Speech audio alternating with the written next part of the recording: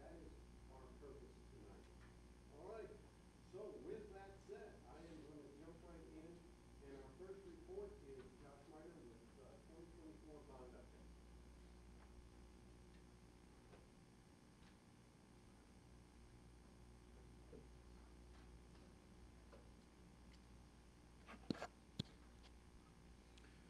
Okay. Is that picking up? Okay. Everybody can hear me now? All right.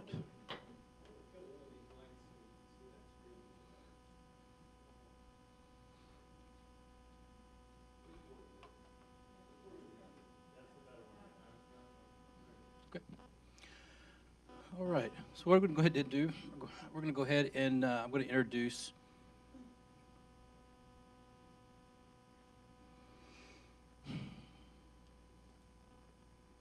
tell you what.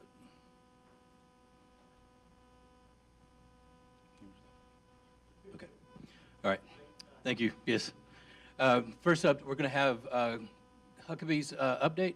Now, this is just to be able to tell you what we're wanting to do is where are we right now, what's happening design-wise. I'll also do a little bit of some pictures and show and tell a little bit later on actual projects out in the field. But right now, this will give you an idea of where we're at design work-wise, and then also there's a little bit in here about schedule and moving forward, what our next steps are. So I'm going to turn it over to Aubrey Moses with Huckabee. Thank you. Good evening, board. Do I need to scroll or if you can scroll. All right, so like Josh mentioned, just want to give you a quick update on where all of the Huckabee projects are right now. So the next slide kind of shows the projects we're going to cover. Can you move forward, Ty, please? So we're going to look at Hurst Junior High and 2100 Plaza that are both under construction, and then design updates on the 4 elementary replacements, as well as 1701 West Euless. So we're going to start with Hurst Junior High. Like I said, it is under construction. These photos are a little over a week old at this point. The substantial completion date contractually is November 29th. We found out at the OAC meeting last week, they say they're tracking about 12/5, 12/6, about a week behind. But they are going to start roofing as soon as the weather cooperates this week. Hopefully the rain doesn't get us too much. But steel is complete, and roof is about to start. 2100 Plaza has started construction as well. They are on pace, as far as I know, to be complete the 1st of February as planned. They are finishing up steel and some MEP roughing in there. I want to jump in there real quick too on 2100 to also just give you an update on the pool. All the pool work has been completed, all new equipment. The pool has been replastered, retiled. We're also working on the jacuzzi right now because we spent just a little bit of extra money to make sure we could have a hot-cold plunge, and we did find that it had a hole. So we're just basically taking it apart, put regunite, new tile, put it back together. So they're in the process of doing that right now.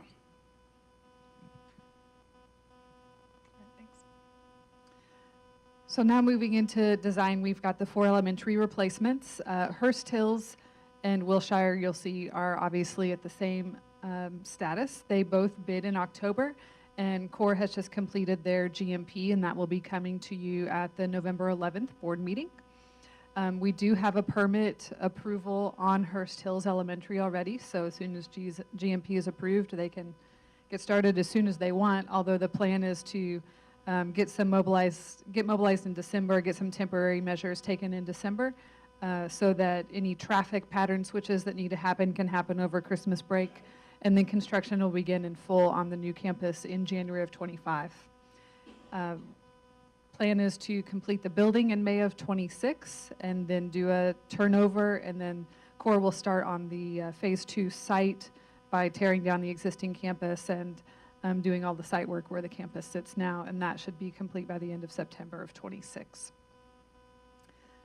Wilshire, same schedule. The only difference is here we are still ongoing with our permit, our plan reviews in order to get the permit. We've received comments from the city, and we're working on our responses for that. Midway Park and Bell Manor are both in design development. You will see the updated board presentation for that on November 18th. We're finalizing that right now. The plan for Midway Park is for construction to begin in March of 25 as soon as the GMP is awarded with Joris. And this building will open in July 26, so this will be a late summer turnover. And then they will be working on the site through the fall semester of 26, tearing down the existing campus and putting in the practice fields on the south side.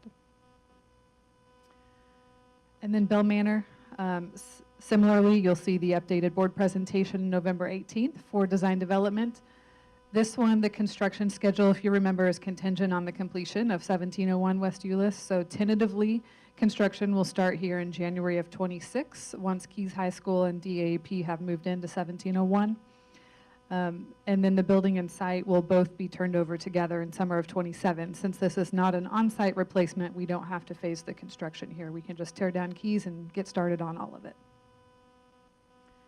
All right, and then 1701, small update, this bids tomorrow, not the 24th now, but it will bid tomorrow, so we're excited about that. And getting some numbers on that. And then the GMP approval is targeted for the November 18th board meeting. These plans are currently under review with City of Euless for permit approval. If all goes well, construction will begin December of 24 and hopefully have a late summer turnover again so we can start on Bell Manor soon after. All right, no update here, just a reminder this is the other project that's on our radar. So after Bell Manor Elementary is completed, we do still have plans to come in and renovate the existing campus. And so we will begin design on that in 2026.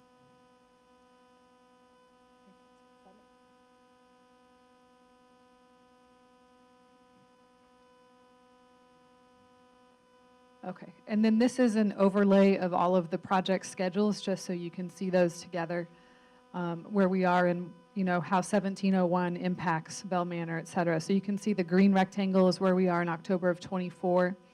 The red represents design schedules, the pink bidding and permitting, and then the grays are construction phases. So like I mentioned, we'll have 3 campuses turned over in summer of 26. If you look at the dark gray bars, Hurst-Euless and Wilshire at the beginning of the summer and Midway Park at the end of the summer. And then by summer of 27, all 4 campuses will be open and operational. Any questions on any of Huckabee's projects? A lot of time we talk about Bell Manor, we talk about trying to find green space for the recess area. Any update on that, or will that be part of next month's presentation? It will be part of next month's presentation. We were able to shift the parking lot south a little bit to give them a little bit more room at Bell Manor. Midway Park we have found is the larger challenge due to the amount of topography and grade changes on that site. So we'll show you that update and we'll navigate it from there. All right, thank you, Aubrey.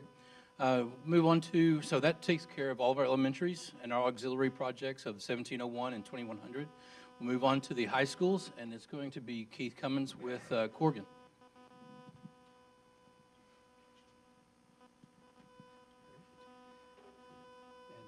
Corbin's also going to join me because he's going to give you the schedule update at the end of the presentation.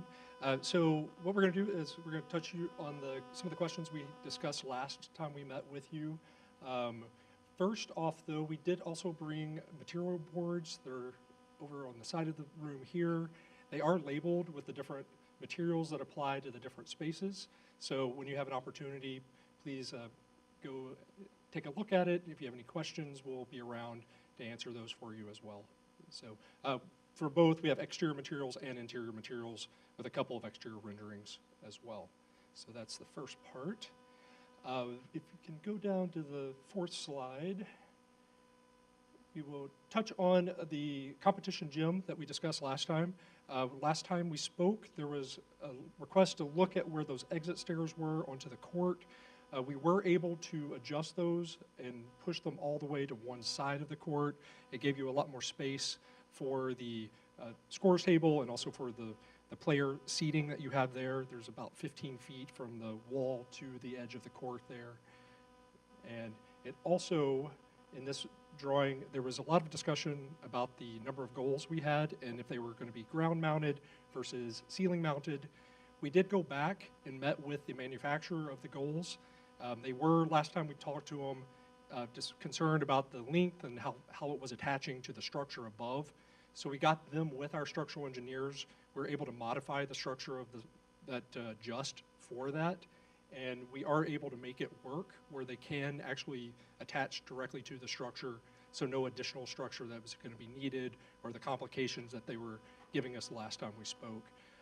This was also a number of meetings that we had with athletics, which they really were supportive of the 6 goals from the roof down. So that was what we're proceeding with right now. We're able to put that back in the project. Any questions on that? I know that we had a lot of discussion on the athletics. Forward. All right. From there, we'll go to the plan updates. As we've gone through this process, you'll see that there's been a lot smaller updates as we've gone, just minor changes as we've proceeded.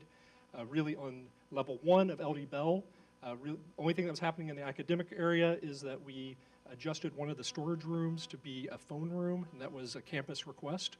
So it's just updating it. There's going to be a larger plan. It is a space that the teachers can use for private conversations that they have. It's just a term that we've been given, but it's really just for a private conversation space. So all of the academic areas you'll see in all the levels are being provided that space. It's right where all the teacher workroom areas are in most of the spaces there. And we also made the adjustment to the practice gym where we just basically split the bleachers into 2 sets. There's a screen that can come down to separate those into 2 separate courts. So it allows those bleachers to be used when that screen is down. And, oh sure, yeah.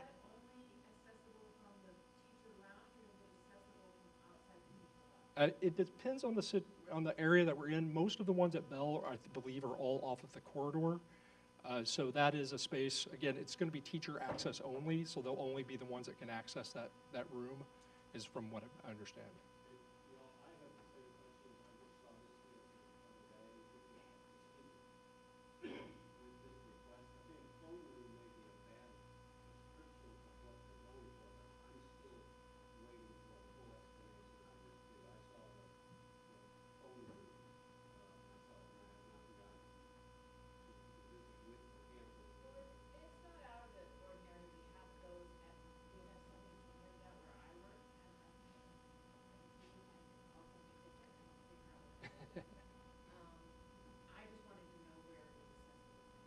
Yeah, we'll have a couple enlarged plans, and I can point that out to you. It is at both, yeah. The reason that it's a little different, I know one of the ones we added, which was a change at Trinity, is from inside of the teacher workspace. So it was just how it laid out. But really, it's a space that will be accessed by staff only. The only other modifications for the first level at Bell were the shifts in the staircase on the egress. We had already made that update at Trinity, so it's Bell catching up and matching Trinity for that. Next one, we can go through these. This is those enlarged plans, so you can see here the access is off the corridor to that, but it's right adjacent to the department office for those phone rooms. Next slide, please. This is that splitting of the bleachers into 2 so that you can still use the bleachers while you have that partition down in that practice gym. It's like a nylon. It rolls from the top. It has a mesh at the top typically, and it's solid at the bottom. It's a vinyl product typically. If you've been in the indoor activity centers, the screens, the curtains that come down there, basically it's the same thing that we have in the indoor activity centers. And here are those updates, just shifting the circulation exits to the side to provide that clear space, all for the scores tables and for the athletic players. Level 2, it's only the changes to add those phone rooms in lieu of the storage. Again, just up in those academic teacher spaces on level 2. Large here, both of these are accessed off of the corridor as well. And on level 3, also the same change. It's just adding the phone room and per the district's request where the storage was. I would, on this one now, I believe there's 4 that we converted at Bell. I believe that's how many, but I can double check that for you. No, it was, those were some, they were previously storage, only storage rooms that were converted, if that's the question. There's still additional storage. It was just a portion of storage that was converted.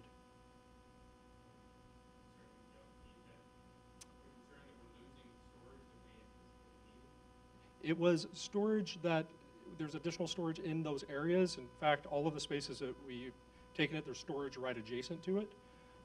So the question came up, what was the more vital in the space? Was the storage or the space for the private conversations? And we were told that the phone rooms were what was requested.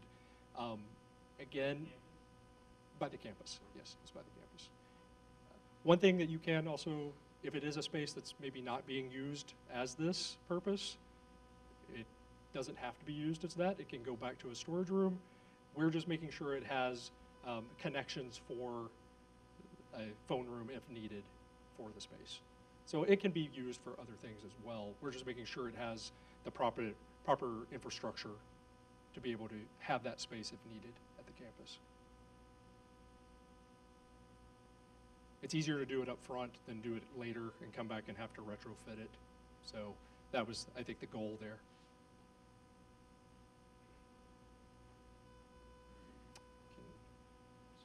That's that space in the third. And I think that is all for LD Bell. Any questions? All right. Moving into Trinity, we did have a few more changes, but still much less than what we've seen in the previous. The first one is really, it's just 2 spaces that swapped locations. It's the band director's restroom and the uniform storage. The spaces just switched, and that's true only because there were some structural constraints that made the spaces lay out better by switching them. So that was the main reason. That's the swap there.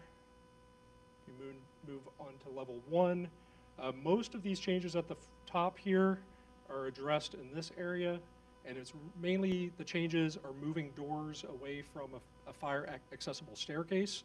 So it's just moving doors out of that area where the stair is. So all of those first 3 changes are addressing that. The next one is revising the basketball bleachers again, like we did at Bell, into 2 separate sections. And then the only other change that we had in the athletic area is we added a roof access to the storm shelter, and we shifted where the laundry rooms were to get them closer to an exterior wall. We did that previously at Bell, so Trinity is catching up to do the same as well. Large, these again are just shifting some doors, so they've modified from the overall plan. I think the next one is doing that as well. These had just some shifts to keep those doors out of that fire-rated staircase. That's what we did. Yes.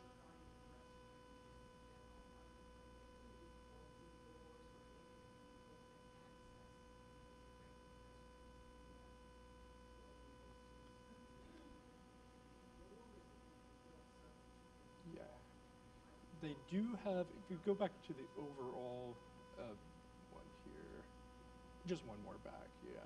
So you can see throughout, we do have the doors there. They can be held open. I think that's a campus practice that they can do, but they do have doors there if they need to be locked down for a reason across the campus.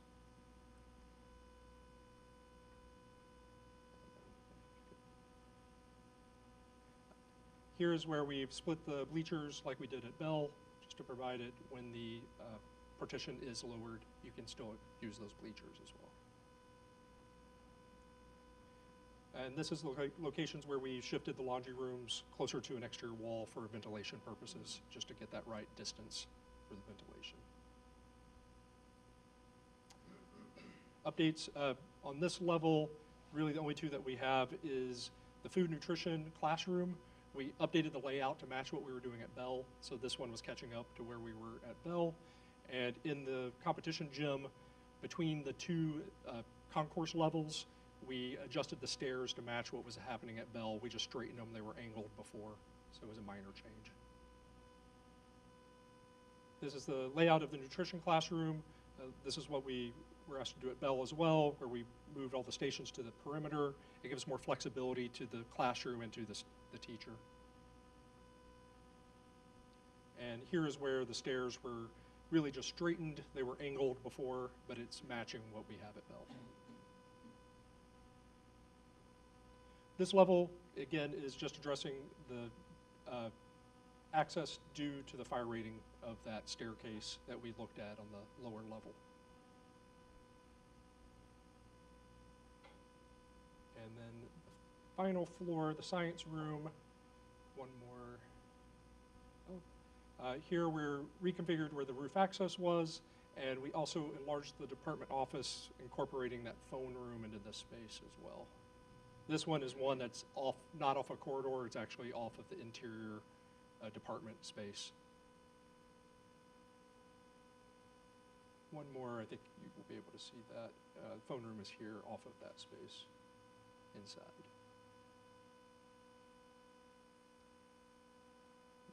And then I will hand it over to Corbin for schedule updates. Oh, yes.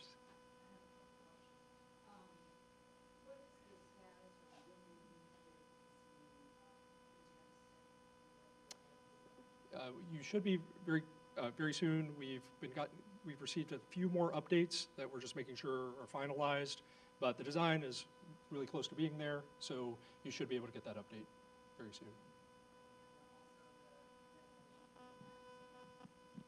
Same thing. So today we also were able to get those drawings over to Mike Fielder so that they could start reviewing them in his department as well. And so that just happened this morning. That's how early some of these drawings are just now coming in. And then ventilation, same thing. We've talked about that. We show those on there, but I think engineers are working to finalize some numbers. But we do have a plan for all that. One thing, it's been quite a bit of time on this a month ago on the basketball court. And the emphatic recommendation a month ago was we're not going to do drop downs because of visibility, of that they were unnecessary because we didn't need that number of baskets, and that the structural stability was questioned. Okay? I'm very happy with where we've gotten to, but we are 180 degrees from where we were a month ago. So are you confident that this is the plan that can be implemented and that this is what people want? Yes, we are very confident in that. In fact, I think it's from the additional meetings that we had with the coaching staff. They got to go walk some additional gyms that have similar situations. You will see the structure when it's upraised. Talking with the manufacturer, the two side goals will likely swing sideways. The two main goals will swing forward when you have volleyball events. They will be out of range of the clearances, so above the clearances, so you're good on that. But you will be able to see them. I mean, there are structures that will be, you'll see pushed over on the sides. Everyone who we've met with felt that was acceptable. So I think from a visible standpoint, who we've met with the campuses agree that's how they want to move forward with it.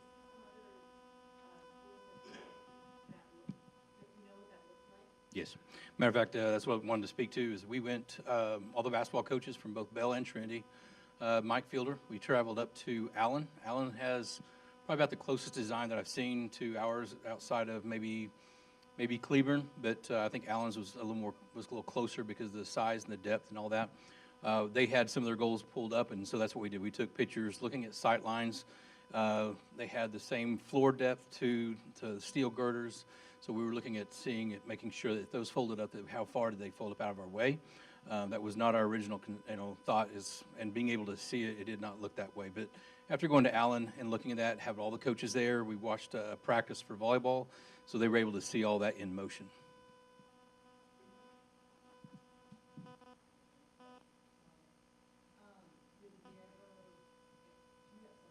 Well, I just wanted to share, because to finish answering Chris's question, One of the other pieces, the original design, we felt very comfortable with the number of nets, the gym space, and everything we had.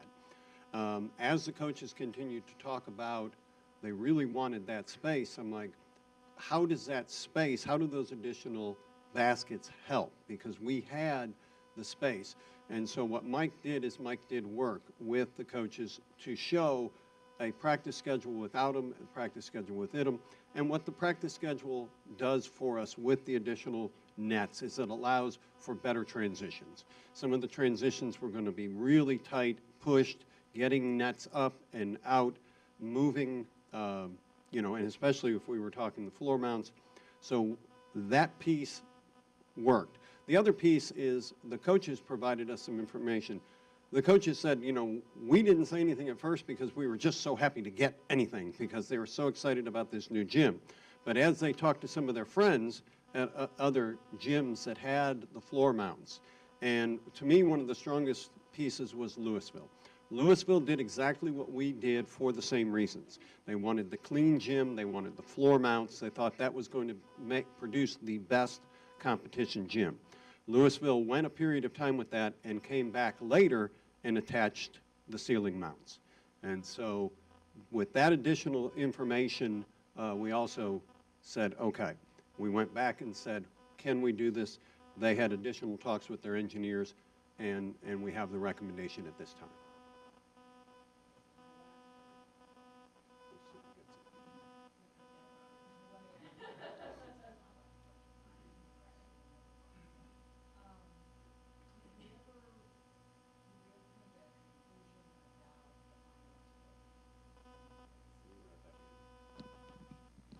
Yes, when we talked about when we go to use a space, the piece that we need more seats than we need the pit. We did show them that 2 rows of the seating it will be coming, it can be removed.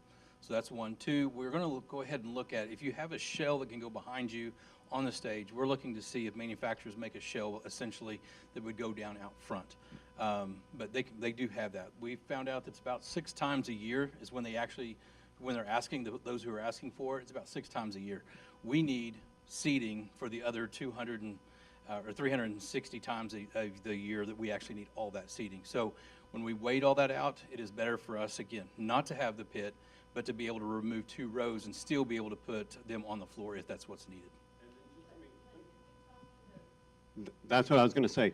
Christine Cumberledge called her entire team together, and they talked about it, and she then came back and reported back to me. And she goes, Joe, we spent 5 minutes on the pit, and we moved on. She goes, we spent an hour on offices, practice rooms, etc. That's what the concern was. She said, we moved past the pit pretty quickly of no pit. We were here for about 2 hours, so I made that meeting with them, and gave them as much time as they wanted to be able to go through everything, and that was definitely covered, exactly. Choir directors, all the art, the head of art and band, both band directors were here, even with some of their others, theater. So everybody was in.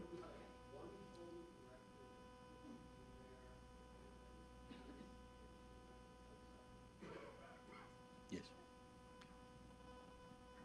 My only comment about this, Joe, is moving forward, with anything that the staff comes up with or changes their mind about or has different opinions about, we're building some of these buildings in the last 60 years. Probably need to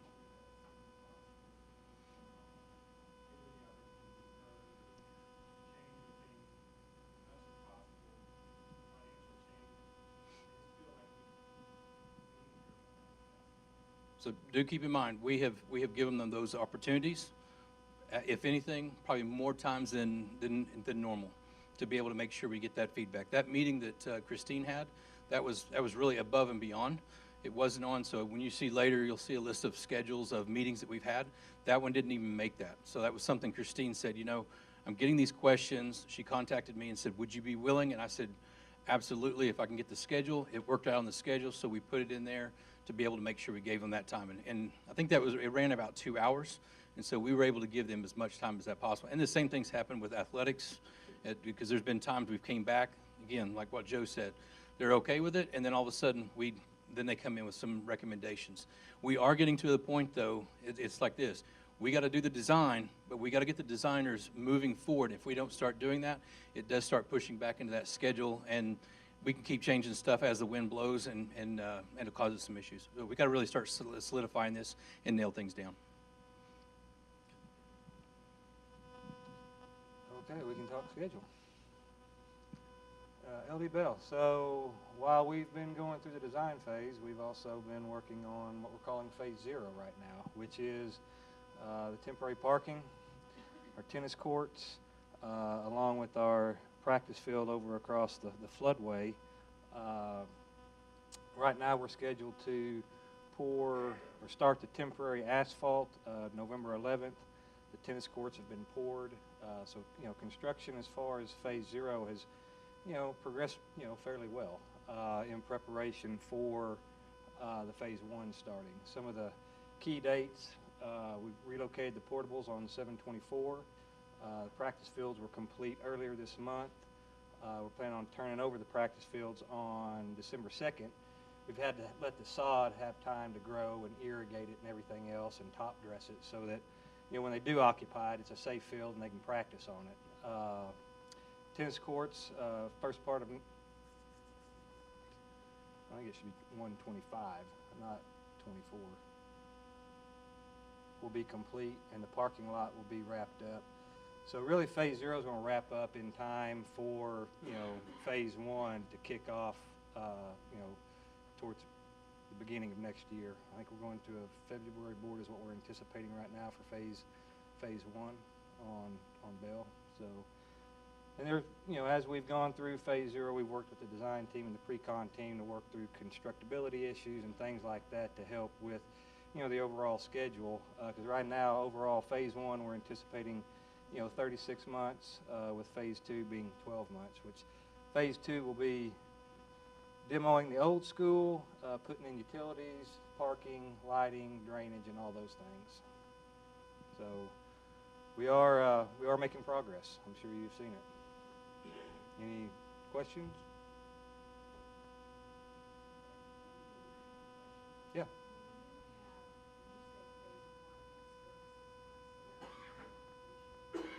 Yes, ma'am.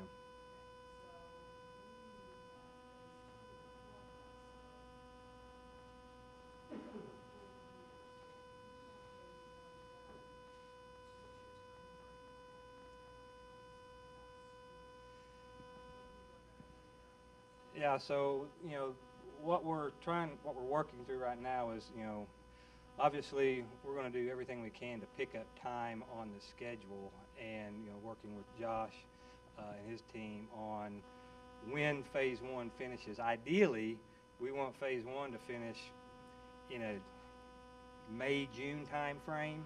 So that allows us to basically allows y'all to start moving in your FF&E stuff to the school and gives you plenty of time to get your technology set up, classrooms set up. And if we can get done sooner, that's even better. So that when y'all come back in August, you occupy your new school, and then we basically over that summer take over phase 2, start doing things to fence off our demo area and make safe so we can start taking the building down.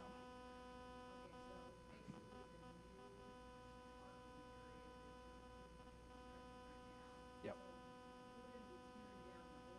Yes, ma'am. Yes, ma'am. Yes, ma'am. Yes, ma'am. So this temporary parking is more like a long-term temporary parking. So yeah, the students will park here and then, enter into the new building while we're, doing all this work here. No, it's fine.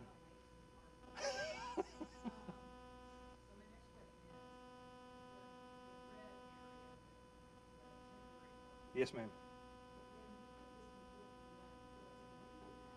So these are going to go back to practice fields. Yeah, we'll tear out the temporary parking, and they'll go back to practice fields.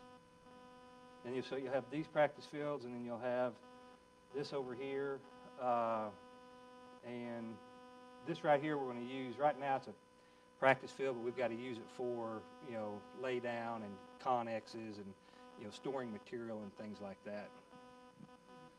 So it's a work in progress.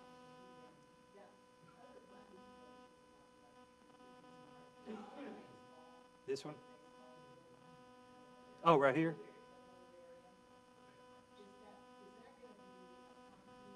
Oh, oh, the band, yeah, yeah, yeah. Yes, yes, sorry. This is my bad ear. Any other questions on Bell? Trinity's a little more complex. So, I got to get my bearings here.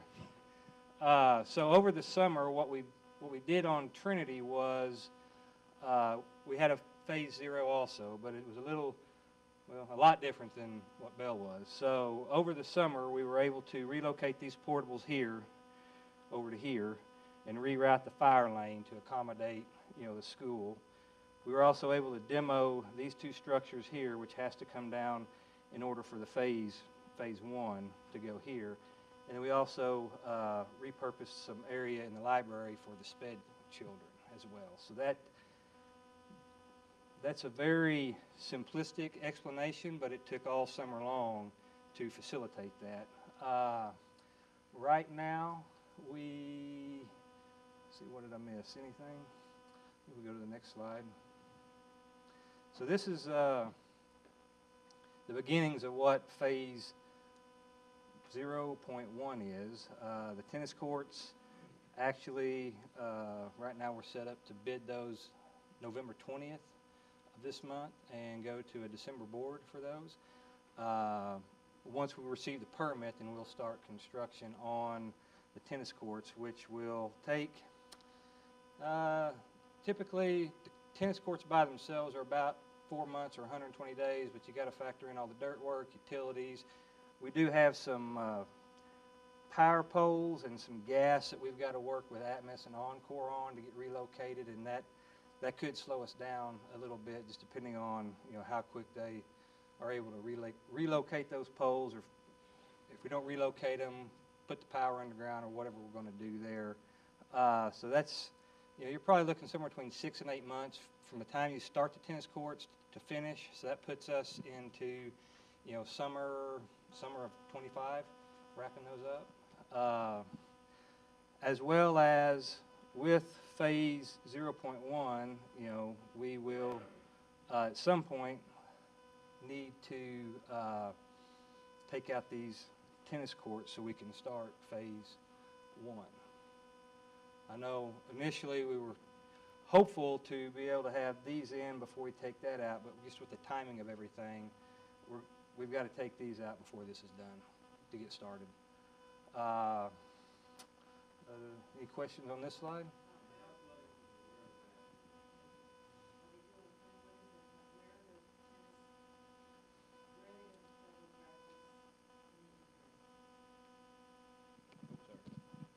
I think it's going down the street at the Hurst-Euless Rec Center.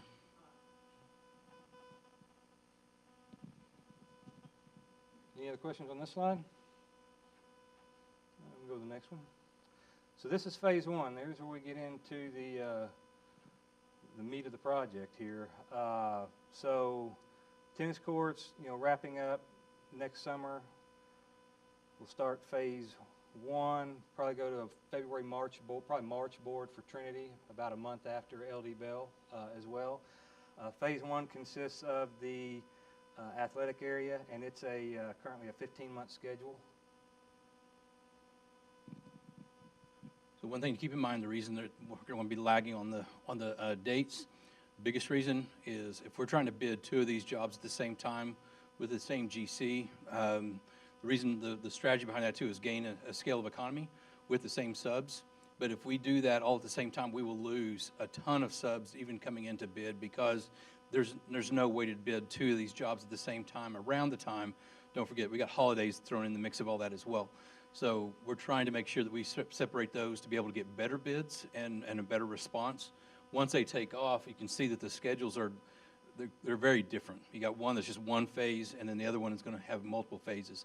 So it'll equal itself out in the end.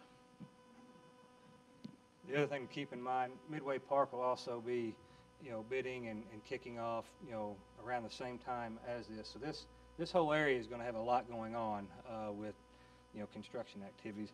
We are currently working with the church across the street to, try to, pick up some parking for the subcontractors so they can, while they're working, have a place to park. So we're not having to carve out space anywhere else on, the property. This area right here will mainly be like for connexes and, staging material and things like that. So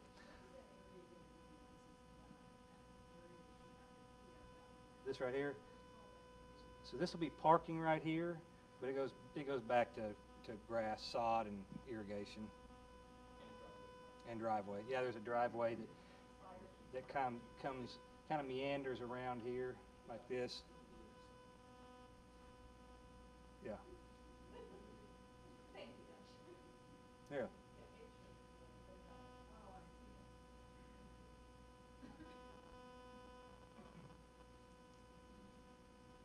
So once phase one's done, we're moving into phase two, which is the classroom area. We will, basically demo the current athletics area and start phase two, which we will demo. I gotta get my bearings here. Yeah. This building stays, and this building, that's parking actually. So we're gonna basically transition our laydown and staging area from here over to here so we can access the phase two piece of the project. Phase two right now we're anticipating 22 months, but again we're going to do everything we can to try to facilitate a faster schedule. Anything on this slide here? Any questions? Go to the next one. So phase three. Phase three is an 18-month project, and this is where we build the fine arts area. This red area here is red because it's a critical area because we have to access this side of the building. So I know there's a lot of trees and things here that we've got to work around and try to work through as well. Once phase three is built, then we will demo the F, and then we'll go into the parking. I think there's the next slide shows it probably a better, yeah, there we go. So with 1, 2, and 3 done, phase 4, we basically come in, demo the last 2 buildings, and start working on putting the parking lot in.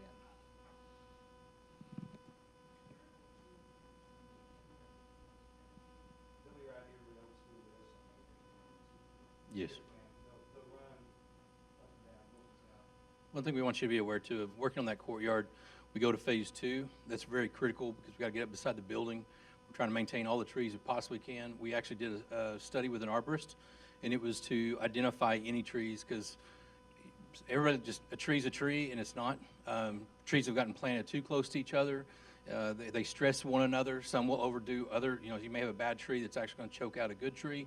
So we actually went in there and looked at that, had an arborist give us basically like a schedule of which ones are good, which ones not to worry about. So that's part of our elimination is really which trees we want to protect the most. The other part too, though, is we just have some that we have to run utilities. So if you can imagine constructability of the building all the way around it, that's 1. 2, we got utilities. We're very utility rich going through that area as well. So we have to be mindful of going down through and undermining any of the trees, anything like that as well.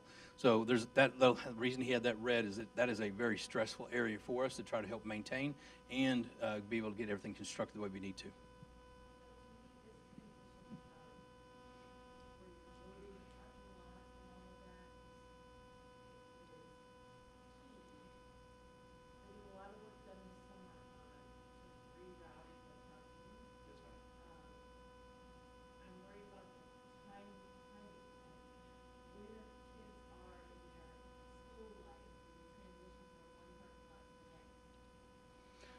So one thing we're also trying to do too. that one's not a weekend thing. Although we will do everything we can on a weekend, but I just do want to say this. So we do have utilities that are running through basically the S slot, and we know that our buses are back there constantly. So we are working to target certain summers, even though it says, and you may hear us come to you and say this, because we brought you one already from Bell. This was in phase 1, phase 2, whatever, but we're going to move it forward. And so that's what we're trying to do right now is clean that schedule up, because there are utilities that would be normally like in phase 3. But if we can grab it this summer, we're going to cut through there and put those utilities in, then cover them back up. To the magic of GPS now, we can put lines in the ground, then we identify where they are, block them, move on, and then we get back to that stage, dig them back up, and then attach to them. When we can do that out of the area that's the most critical. So we're definitely doing that. Long-term with, tightening the schedule up, when we're able to, kind of think outside the box and do those things, it will help us on the back end of the project also. So it's you don't think about it necessarily, when you're in this phase of it, but, for operations guys, that's what they're looking at for constructability and how can we, maximize our, performance basically. Very much like a chess game. I'm making 3 moves ahead to try to. Understood, and it's gonna change over time. Yeah, But can I make one suggestion? absolutely. It doesn't have to happen right away, and I know this is always Yeah. new. But what I think would be really helpful for my brain is to have a timeline, maybe of the phases, similar to what Huckabee gives us, where we see the months and the lines and the. Okay. If we could have that for each Yeah. project by phase. Yeah. That might help. Yeah, we can put that together. That's not a problem. Absolutely. Any other questions on scheduling and phasing? You got one more slide? Oh, there we go. Thank you. On the tennis courts, what are we anticipating is the time between us ripping out the current and having the new ones in place where we have to go over to those film devices? So realistically, there's probably a 3-month window or lag there, and obviously weather and things like that. I'm going to say 3 months with the caveat that not knowing what Atmos and Encore are going to do to us at the beginning here, that could blow that out of the water. But we'll definitely keep you aware of what's going on with that. Are we targeting any certain time of the year in relation to tennis season? Me, I'll let him answer that. We're trying to, but we've also worked with Mike. That's why we had this. We knew that this is a wild card way in advance, so that's why we wanted to be able to have the place and another alternative plan. Also, really the big piece too is when we're doing that concrete, we're doing this coming out of basically it's probably not the best time to be doing this part of the construction, which is February, March, April, May. And in doing that, we're talking rains and ice and cold. So we may have to start and then stop. And even though he said 4 weeks, or I'm sorry, 120 days, we may have to put a pause, get us through a rainy part. So we would love to target it, but at the same time, I'm trying to also be realistic and know that, okay, we wanted the belt and suspenders, and that was to have a plan for us. So we'd love to, but really they should be starting practices like in February, March, and already. We have to utilize the tennis courts that you were going out there. How many tennis courts are we being I'd have to get with Mike and get the exacts on that. I know he'd already worked through all that with them and said we were good to go. Yes, sir. Well, yes. I guess it's down the street, wherever down Midway Park on the north side. That's what he was telling me. I would check in on that again. Okay. Because if I'm right, I think the tennis courts just got replaced with pickleball courts and redid the court. I don't know that there are tennis courts available at the Eagles Field. Okay, we'll look into it for sure. Okay. Any questions on what we have here? Okay, all right, thanks, guys. Okay, so I think I'm up next if I'm right on the agenda. So I'm going to go ahead and I'll jump down in here and we'll give you a little bit more on some of our projects. No, should be one before that. Should be a PowerPoint across the top. Is there not one before that? Okay, all right. I guess this is it. We will talk about, I'll show you some pictures on some of the project updates later. So this is following up from our meeting before. I want to be able to give you, I was asked at where we are right now and what would be something we present for the structure. Go ahead and take that to the next slide, please. So looking at this as just what we needing to staff, and I'll tell you right now, anything in red is what we don't have, and it is what we're going to either need or be asking for. It's something that's going to have a financial impact for that. HEBISD, I will be the owner's representative for all of this. On our elementaries, we have a facility manager or construction manager. That is Kelly Doyle that's working with us now. She will be on those as well as I, and working with Huckabee and their team. Their team has what are called construction observers or construction administrators. This is the same type of teams that we've been working on all of our other elementaries, and we have brought those in with those working with them. Same thing on the auxiliary. I say auxiliary, it's 1701, it's 2100. Also, you can just go ahead and throw, I didn't write that on there, but Hurst Junior High is already in motion, but it would be the same thing. It's the same structure.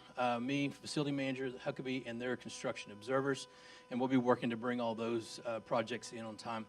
And then on the high school, this starts to step out a little bit. So yes, a facility manager. Now, you got to understand too, this is not set up as 100% on those jobs all the time, but Kelly will be helping me to be able with develop the FF&E packages, to help with specifications, making sure we're following all that. And also we will have our guys, the maintenance and operations team will be out there as well. We're working with our supervisors. They'll be a part of all of these teams as well. And then we'll be working with Corgan on the design. And then Corgan, they use their design architects as the construction administrators. So it'll be their team, but then what we're projecting would be to have a senior project manager. That would be somebody that would be over both jobs, and then have two project managers. One would be assigned to each high school. If you can imagine, the two project managers, one sitting at each place, they're going to be taking care of daily questions, concerns, things that rise up, problems, helping solve those, and try to keep things moving with Joris. So we'd have one at each site, the senior project manager, and that would be daily stuff. I might not even see all the daily things that happen. The senior project manager will be working with them. If it boils up to a change order, it's called RFI, or request for information, architects supplied information. All that information would be then the senior project manager is going to be helping with that. If it boils into a change order, I'm getting communicated and they're pushing that uphill so that I would be aware and then I can be able to communicate that to Dobie and to Joe. Okay, next slide. Now, the software, again, it's something we do not have, but this was something that Gary had written up. We do need to have something like this to be able to help us manage that.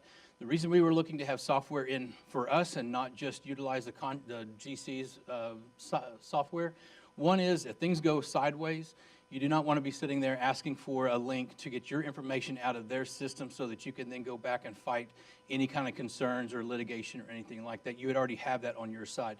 The other part to that too is we'd be able to use this software outside of our norm or outside of the bond, but use it in our daily operations, our daily projects. So we'd be able to kick it over to maintenance and operations, develop their own schedules, their own projects, and be able to track that and to use the data analytics to be able to manage and analyze the data.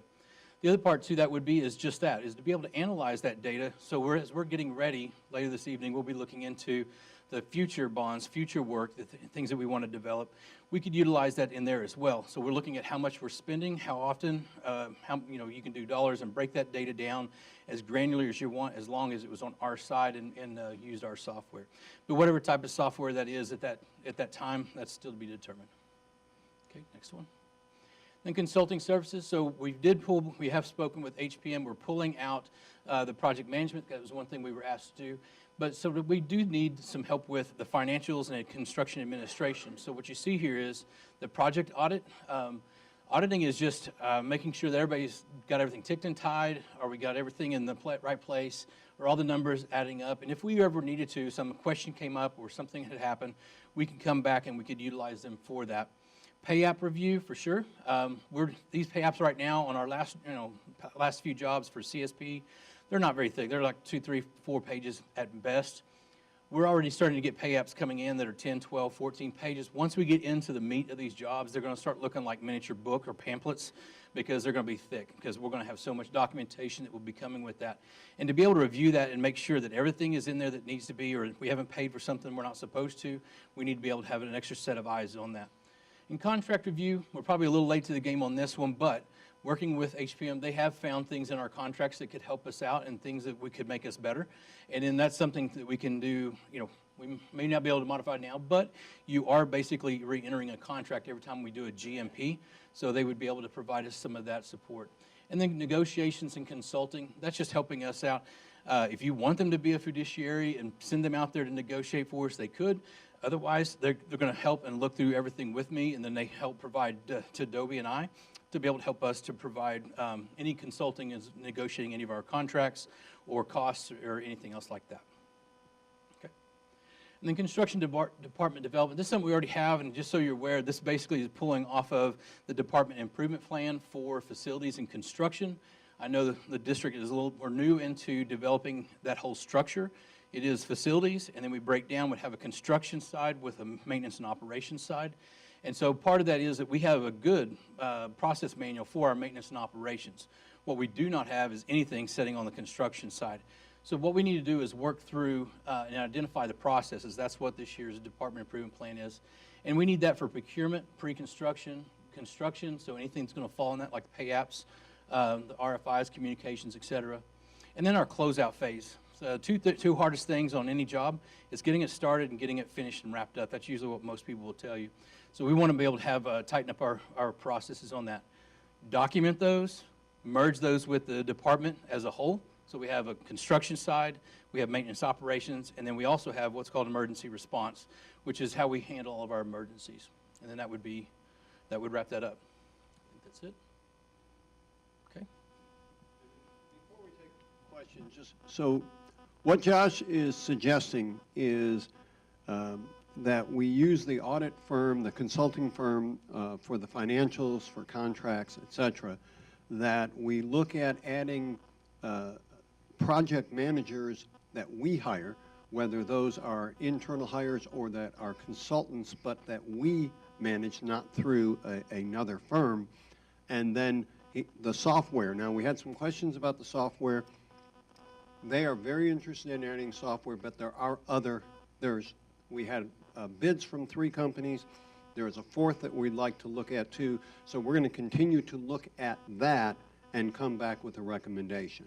But those were the pieces that Josh wanted to talk through with you now. Yes, ma'am.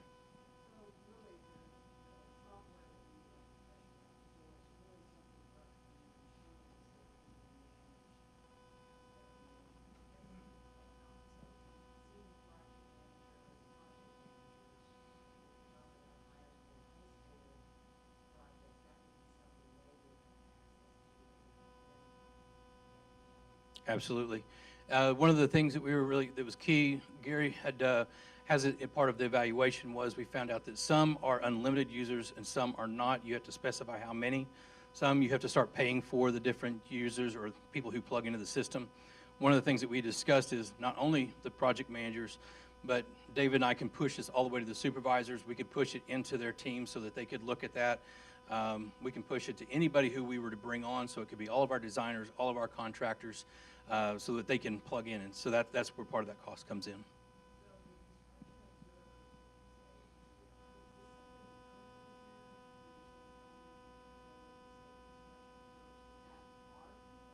No, that's Huckabee pays for those, and that's to make sure on their side that the construction, any questions, and design-wise. So I plug directly into those, or Kelly might do that as well. So right now we're working with Adrian and George over on Hurst Junior High, and as soon as that job wraps up, those 2 are supposed to be put over onto the other elementaries, along with Brad Freeze, who is basically a lead or a senior, and he then oversees and makes sure that everything is going properly. If I ever have an issue with anybody, I call straight to Brad. If not, I call to Aubrey, and it goes back down that way too.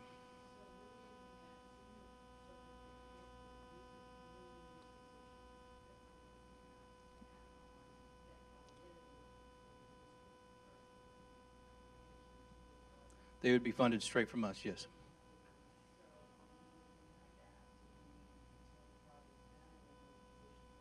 Yes, they would be basically, Cicely would have to correct me on this, but a term contract is what I've used before.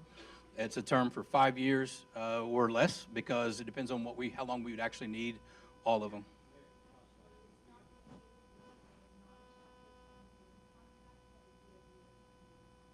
So non-Chapter 21, year-to-year contract.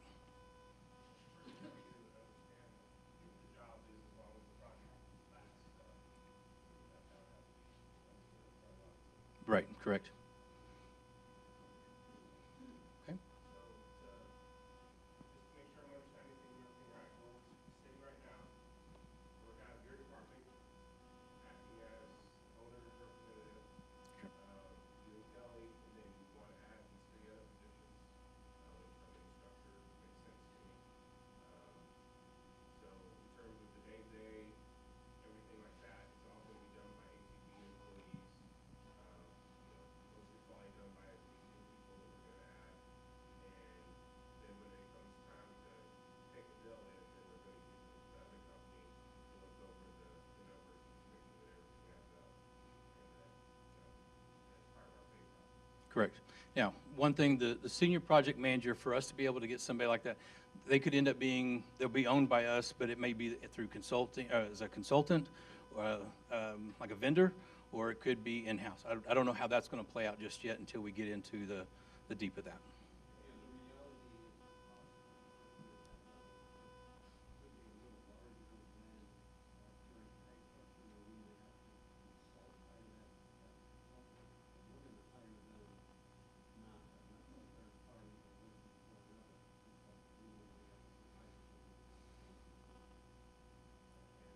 You mentioned contracts and how they looked over contracts and stuff.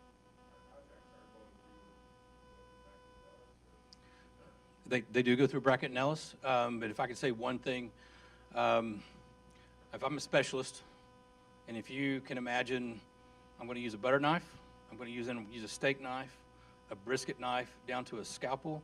They are this is what they do day in, day out. They know the tricks. Many of them have already been on that side. They've all been contractors at one point, so they know where everything is trying to be put and hid or used or utilized, whatever. So they're the ones that know where all that stuff is at. So they are not only consultants to owners, they're oftentimes consultants and as expert witnesses or expert matter for lawyers as well. I went to a couple presentations that Bracken helped put on concerning construction contracts the last task and they knew other stuff too. So I felt pretty good that they were our lawyers who were doing all this work. Right. Well, we did have a meeting with them last week, I think it was. So HPM and Brackett and Ellis, we had a meeting with them, and they came up with a lot of points that would be beneficial. There's one thing to executing, and then there's the other is knowing the business. And that was some of the stuff they said was beneficial to them, was seeing that business side, which they're not into as much and as often, to be able to see, well, here's how those numbers can run. Yes, ma'am. The project managers, would that be, there's two, so you're talking about having one team and Yes. and those people, would that be the person that would be making the principal decision? Because I'm concerned, having been an administrator on high school campus, I know what's involved in dealing with this kind of a building project, and to be honest with you, a principal doesn't really have time to answer a lot of this stuff. No. I'm concerned they've got a big enough job as it is, let alone trying to manage building something else that's going on. So the project managers would act like I have in the past, and so they would always be available to the principal at any time that they would need. But on the other side of that too is George has done a great job with the superintendents plugging in with those principals as well. So we have Stoney at Bell and Esmeralda. They have literally gone house to house. They engage the neighborhood, as well as all of the administrators on a campus. So he generally walks up and gives them his personal cell phone. And we do have him usually here on the weekends as well, so because he lives basically on site. Okay. Any other questions? All right. So the work that the senior project manager and the project managers participate in doing, is that formerly thought of as somewhere under the umbrella of HPM and we pulled it away to do it in-house? Yes. And we looked at the cost comparison for that, do we know what this is going to cost to bring it in-house versus what we're going to pay for HPM? Cost analysis, there was an initial, and we're not able to get that deep into it to be able to show exactly what each one of those would actually play out. But yes, We were starting into that, the amount of money overall that was brought in for HPM on their project managers, and so then it was switched over to in-house.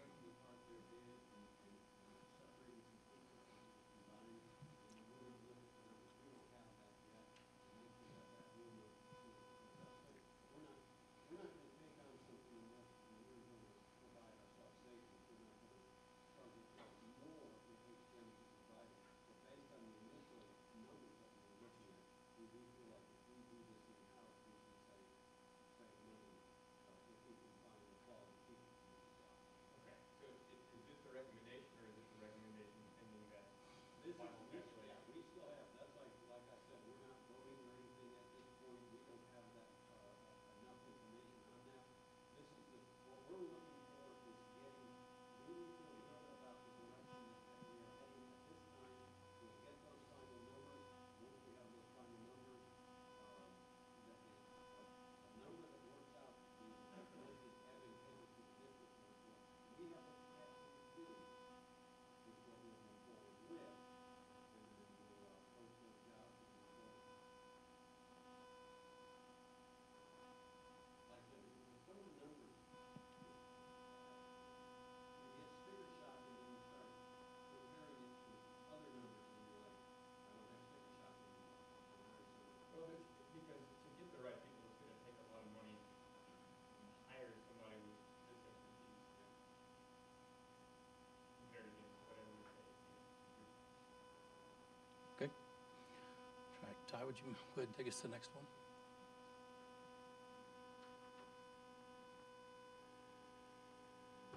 Okay. Before we move away from the bond projects, one thing that we decided was doing a year ago and went through the presentation, we got to the end of the presentation and it was courtyard concepts at both Bell and Trinity. We didn't get into, so it said we were going to be addressing it at some point in time in the future. We haven't. So I would ask that at some time in the near future, you let us know when we can expect to have a courtyard concept discussion. For the two high schools? Yeah. Okay. We can do that. That would be easy to do now.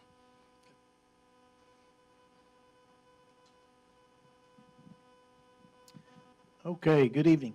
So we're going to do a quick enrollment and demographic. Take a look at that real quick. Here in a minute, I'm going to bring up Rocky Gardner with Zonda Education. He's going to go through their demographic study. Before that, we're going to go real quick through our enrollment data. And to the board that had access to this, if you looked at this prior to today, these are looking a little different because we got Friday snapshot numbers and went ahead and updated these, so they're just a hair different than what they were that you might have been looking at earlier. So this is just a graphical depiction. You can see week 11 is last Friday, snapshot day. The light blue line, 24-25, you can see the dark blue, purple line, that was pre-pandemic. So, but you can see we've kind of clawed our way back enrollment-wise. We're not back where we were pre-pandemic, but we're getting closer. I don't know that, I think we're kind of I think we're going to just flatten out right here. But Ty, can you click on the second tab at the bottom, Friday to snapshot? No, one before that. That one. There you go. And then shrink that maybe a little.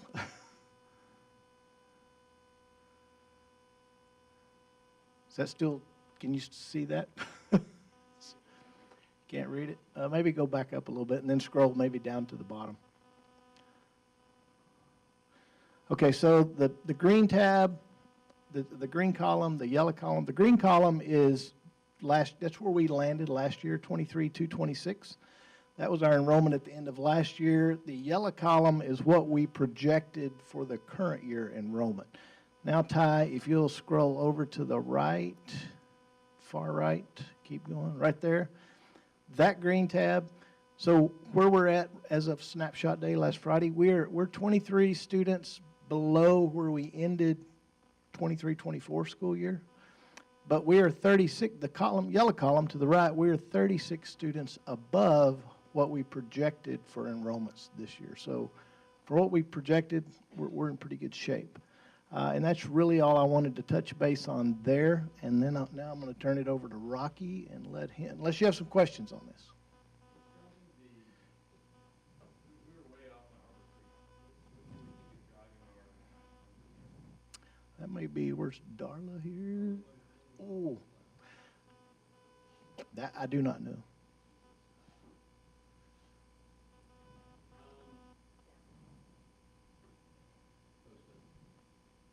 Post Oak, yeah, possibly.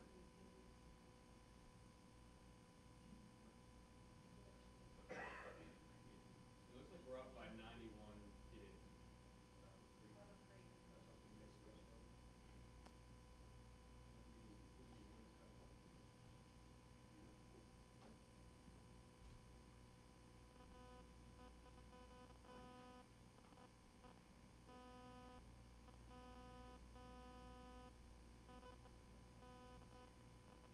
Yeah, I gotta be honest, Darla has talked about that. I cannot recall off the top of my head. But I'm sure you stand in, you went through that. And I think they moved back, I think it is the apartments. And I think the apartment rents went up, and I think they lost some kids. Part of it, but I'll meet that Darla and see if I can find it out. Okay. And the other outlier, based on comparison to the overall enrollment, is Keys. Is that a surprise number? Keys is, you know, it's a little lower than it's been, but it is, Keys does this every now and then. But right now, they're sitting low, they're waiting on some kids. There's some criteria that they have to have in place to go to Keys. They have to pass the algebra test. They have to pass the algebra test. So they're waiting on a few kids, to qualify to go over there. And then we were talking about that today. If their numbers stay low, that's a wonderful issue, because we have less kids that need acute support. But we're gonna have to look at that staff, just like we do with LMPD. We gotta allocate that staff across the district to support other programs, and then reevaluate our numbers. Post-pandemic, Keys is bigger than it's ever been.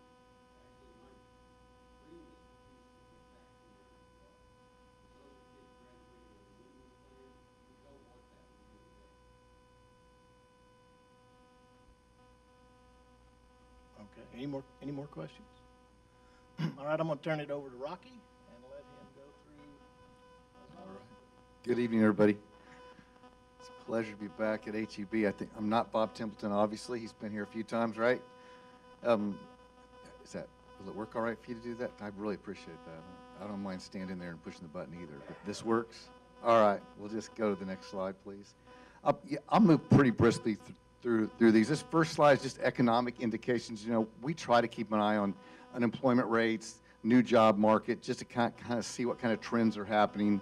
This slide has really looked pretty much the same now for about 3 years. You can see there the unemployment rate's been right around 4%, pretty close to full employment in Dallas-Fort Worth area, you know, except for the COVID time. Next slide, please.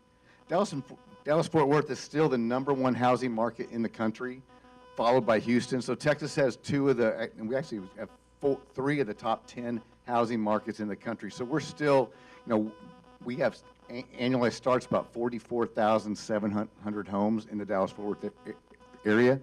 Next slide, please. New home starts and closings, just to look at those, keep in mind a start is when they break ground and a closing is when it becomes occupied with a family. So you can see their starts and closings are sitting right tight together there is where we want them. This was back around the, you know, the COVID era there, so we're kind of getting back. We're probably going to stay right around that 46,000 number in Dallas-Fort Worth. I'd stay, please. And if you look at the market trends here about home sales, so this is strictly home sales. Sales are down in DFW from 70,000 down to about 69,000. Average price is actually down a little bit, but your average price is up while median price is down a little bit. So keep in mind the difference between average and medium is right in the middle, that 397. There's a little bit at the bottom of the screen, but because this is what's interesting is, if you can scroll down just a little bit. Yeah, months inventory and total listings are both up. So more homes on the market, and they're taking longer to sell. Again, this is still probably a thing that has to do with interest rates. We see interest rates a little bit better right now. I think people are putting their homes on the market and they're hopeful, but they're taking a lot longer to sell. A lot of people are staying right where they are. Next slide, please. So if you look at new home starts and closings, this is HEB specific. So you can see in 2024, these are your annual starts. These are your closings. Right now, we're closing, if we go to the next slide, we're closing, I think we might skip one. I guess we just couldn't see the bottom. Can we just scroll down a little bit? Sorry. There we go. You can see we're closing right now a lot more homes than we're starting. The starts are starting to slow down a little bit. So we only started about 130 homes the first half of the year. So, but we've got a pretty high number of inventory, so we'll probably have a pretty good third quarter number that's supposed to be out this week. Third quarter ended last month. It takes us a little while. If we go to that next slide, please. If you look at the bottom of this slide, we'll scroll down there. So right now, what's interesting, this column here is, let me go backwards. This is future homes, 2,300. This is vacant developed lots and inventory. So your inventory is what we're looking at now. So there's a lot of homes in inventory that tells me you're probably going to have another pretty good third quarter. But eventually, the closings are going to slow down quite a bit because we're just not starting as many homes right now. But for the next quarter, maybe through the end of the year, you'll do pretty good with closings, but I think then you're going to see it slow down a little bit. This is where we're tracking some development. We pull that perfect. 9 actively building subdivisions. These are the ones in green.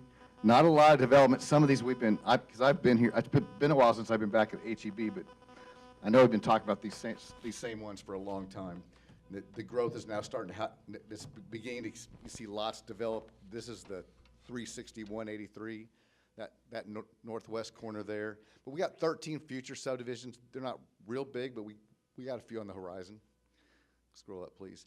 These are all pictures of some of the developments. We don't map all of them, and I know this is a little bit hard to read, but this is the Viridian area. You can see a lot of developments. There's over 4,000 homes, non-age restrictions sections. You can see here that we got 33 homes under construction. They're doing about 50 to 60 a year.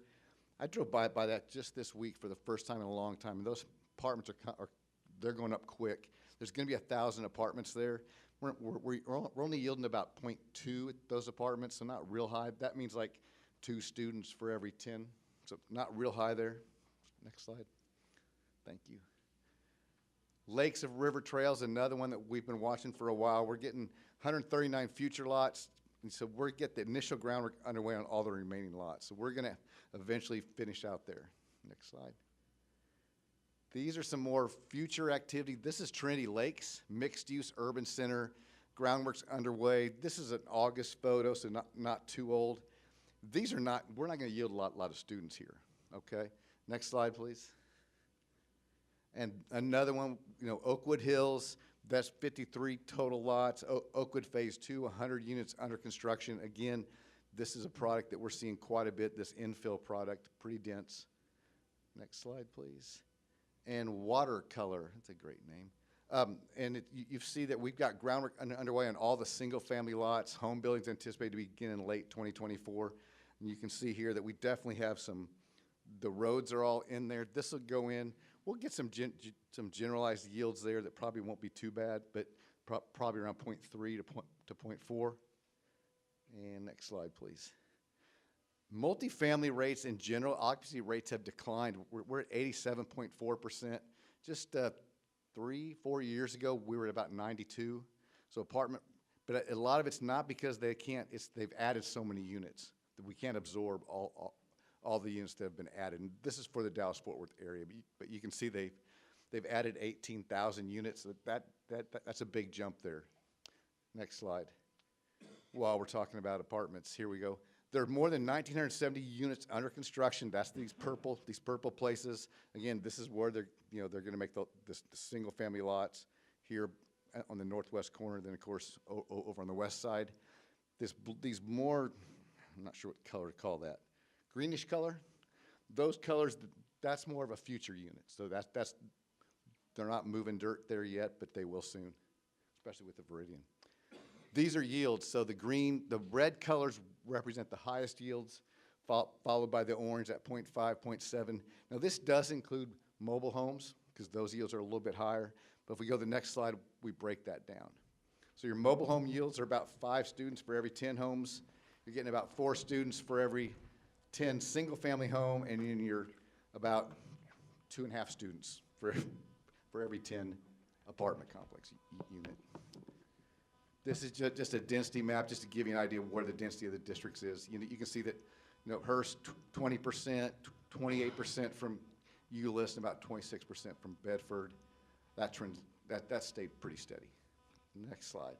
We're getting close to projections now. Newcomer leavers. So this is where we've taken your student file based on a student ID, and if that student ID is still in the district from last year to this year, then if they're new to the district, so if the student ID was in last year and not in this year, they're a leaver.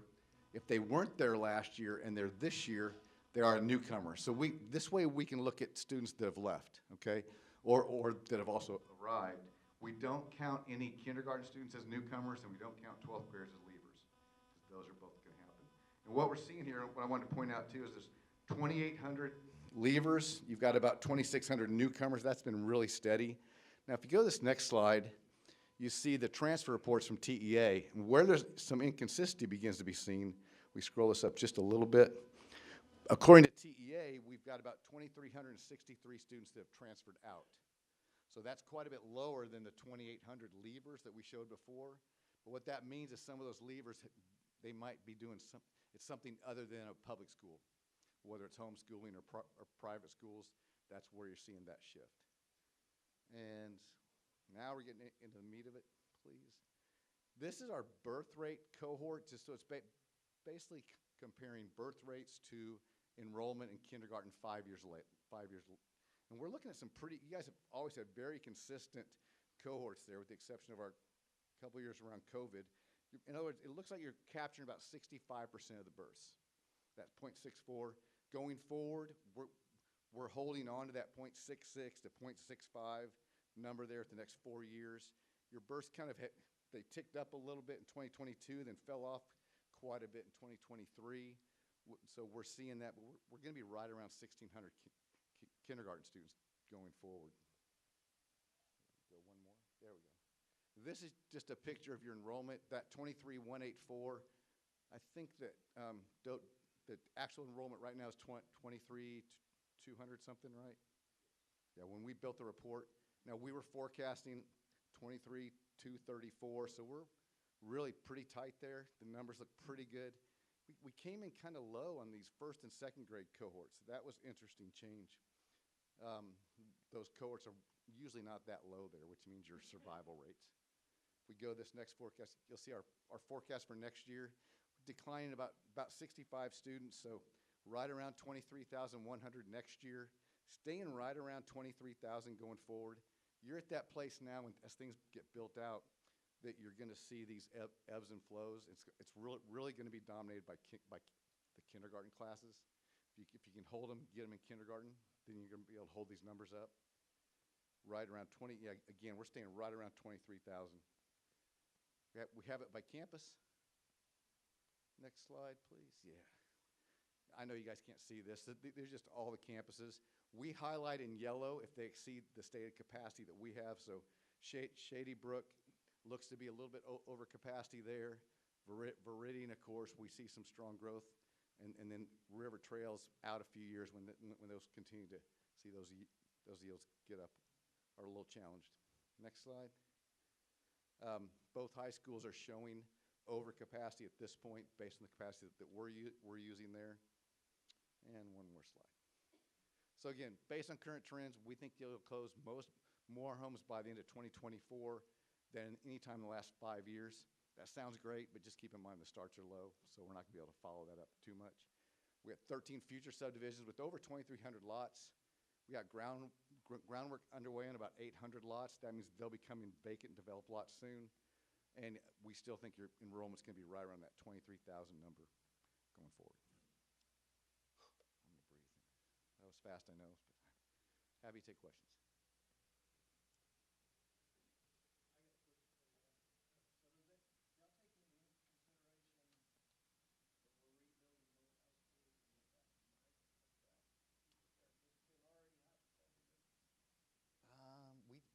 I don't know that we've dug into that. Yeah. I see that once they open, yes, that I can see some families that maybe right now are that live here now and maybe are not using the camp, you know, that might have students that they'd want to take advantage of that. We usually see that when a new school opens. A little boost. I think we could. Yeah.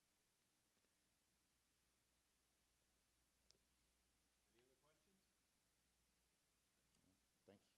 Thank you. Let me just share a couple things. As you can see, right off the bat, Veridian. So we've been watching Veridian very closely. We've met with the builders, and the projections have been for Veridian to continue growing beyond what the original projections that the builder, as when the building was built, were put in place. So we're going to continue to watch Veridian very closely. We have a plan that we could execute at some point if we wanted to do an addition at Veridian. We have thought through that before. We're going to continue to watch Veridian closely and see how that growth does. We made some rezoning. We rezoned the last of the group that was not within Veridian proper. But we have a number of transfer students that were able to stay with our rezoning rules. So we are hoping to see that rezoning give us a little assistance. We have been watching those apartments and watching the growth with it. According to Veridian, we've met with them. Again, the plan has not changed, and the original plan was that they should top out at around 830 kids, and that's the building we built. But right now, it's looking like it could be much more. And so we're just going to, like I said, that's all I can tell you right now. We have examined it. We could do an addition, but we're going to watch very closely because we don't want to do an addition that we don't end up having to have, because that would also create an extremely large campus. It is not far from South Euless. We could have some overflow there. But again, obviously at those numbers, that's beyond overflow. So What's the trigger that would happen that would make you think to bring us the expansion? I would have to see growth for the next 2 years that meet what we're currently looking at, because again, we did the rezoning, we've met with Darla. It didn't drop their numbers down, but we have a lot of kids who are not within Veridian, but were there in schools of choice and therefore stayed. And so those kids coming forward, we're not taking any additional transfers. So we're watching where we are. We're going to watch where we are next year. If it starts moving in the trajectory over the next 2 years, like predicted, then we're going to have to make a decision on probably an addition. Josh, what was it? It was a small addition in the playground area? Move the playgrounds out. Move the playgrounds and do that.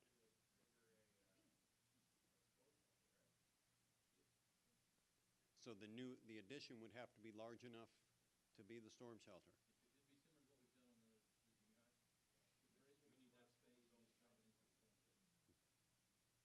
All right. And then the other piece is looking at our numbers.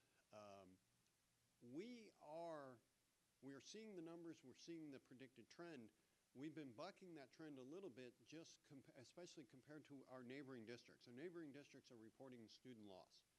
And so we're going to continue to watch, because while our drops in the demographics are not great, we still want to watch those numbers. And we're one of the few districts that is still not open enrollment. And so opening up to open enrollment in the future could be something as we watch those numbers, because we want to function at the numbers we're at right about now, or even slightly higher. So we're going to really watch those numbers to see if we have to make any decisions there. But our neighboring districts, as you can hear, multiple school closures, et cetera, we're not there. I mean, as we continue to watch, it's what, and I'm going to talk about it at the end of the of tonight. As we build future elementaries, we're going to continue to look at, are these 750s or 950s? How big are these? The model has 2 different versions, and we know we needed the 900s now. What is the next set? And that's going to be a very important decision to make prior to the next bond. All right, is it? Sheriff? Thank you, sir. All right, so this will be short and sweet. This was just an opportunity for me to update you guys where we are on all of the projects that were approved 2 years ago. So if you go to the next slide there, Tom. If you look at this, these are all of the things at the October facilities meeting in 2022 that I brought forward to you. So the new camera systems and software that was installed this last year. I'll talk a little bit about that in a little bit, but that's the software system and then the computer systems that we purchased for all of our administrators and all of our SROs. The Raptor install that was completed and has been installed. So we're now doing visitor management, emergency management, volunteer management, and student safe. The Trinity fence that was completed in the summer. Elementary fencing that David, I think we're done with the fencing. We're doing some corrections, little fixes here and there, but yeah. But the fencing is done now on all the elementary campuses. Additional card readers, we were in progress of still getting those installed. The exterior and interior cameras, that RFP should come out this next month.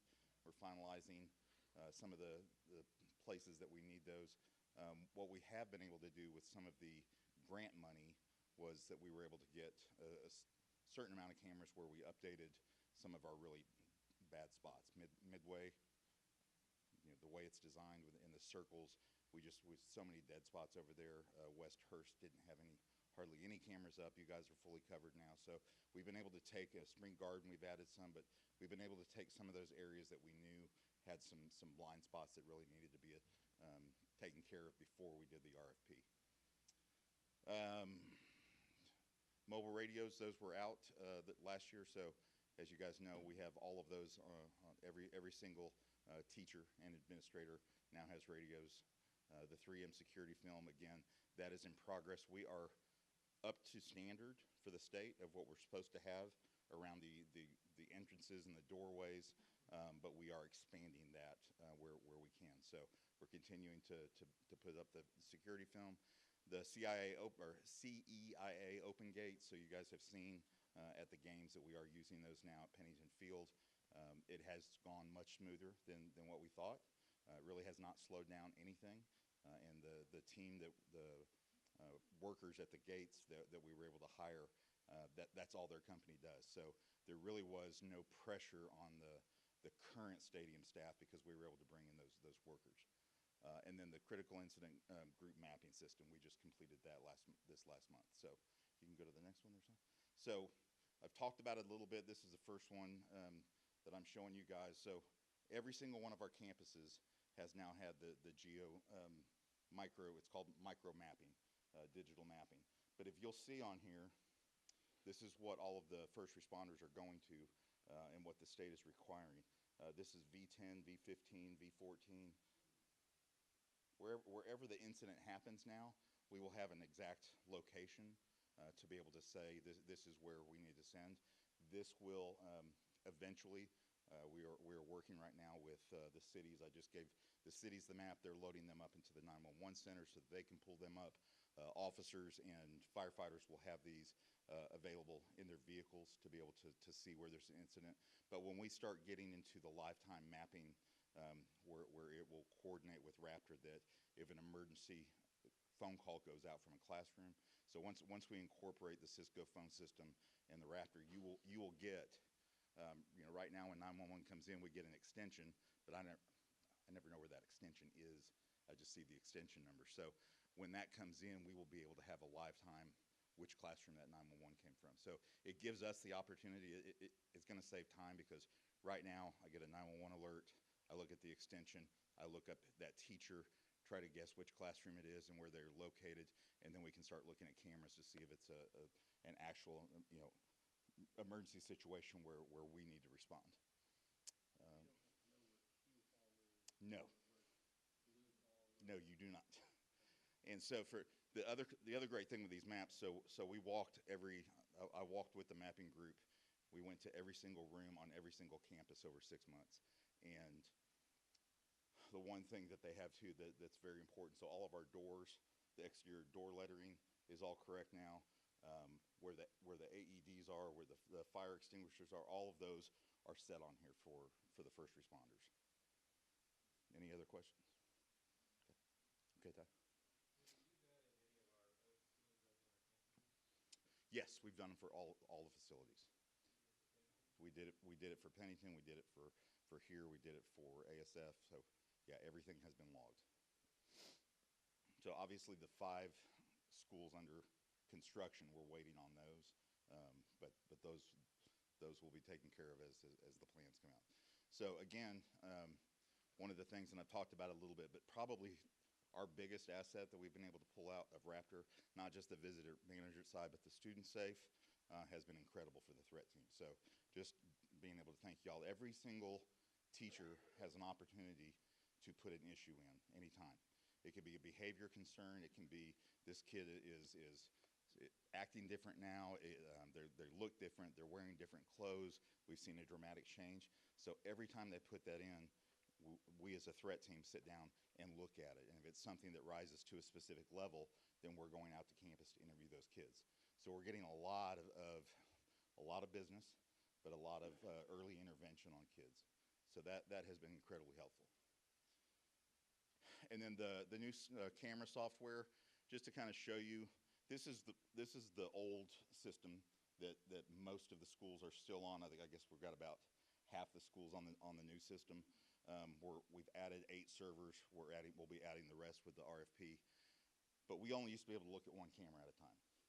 You can pull up, I just only pulled up 6 on this one, but I can pull up to 64 cameras and sync them, and we can watch live views through the hallway. So I tried to upload a video just showing me walking through Pat May and how you're able to walk, and then I can type in the description of what I was wearing, and it'll start finding me on those cameras. So the platform that Josh and I looked at several of these. This was by far and above for us something that's just very easy to use. All the schools that are using it love it. Mr. Fuller and I mean, we're on the cameras all day long. So anytime an event comes up, so typically we're just watching, but anytime an event comes up, we're able to, especially with the new systems, be able to find everything immediately. And I think that's all. Yes, sir.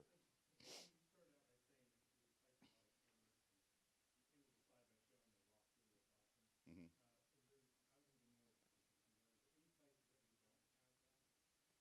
Don't have the there's still some blind spots. Yeah, that's what the new RFP that'll come out next month will address. We have really focused on the interior blind spots right now, and that's kind of what we did with some of the stuff we purchased. This RFP will cover everything. So if you remember 2 years ago, I had a graphic that showed schools that were 40% covered or 30% covered. So all of those really urgent ones that were in the red, those have been addressed. Yes. I'm very excited about it.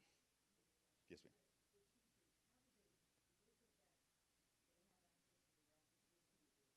Yes, it's on. So they can download the app on their phone if they want to.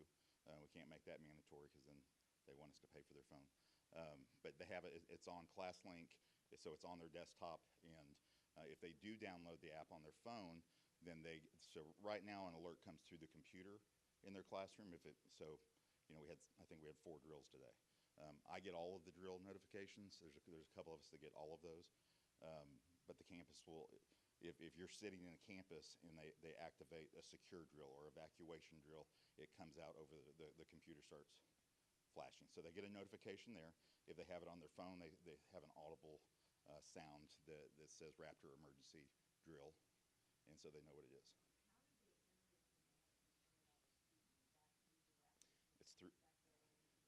It's through Raptor, it's through Student Safe. So I probably got 30 or 40 of them today. We get them from all of the discipline is being put through there. So if there's a discipline behavior, if there's any type of threatening behavior, if there's any type of counseling behavior, emotional, all of that comes through there. And then we split it up of, is it crisis, is it threat, is it both?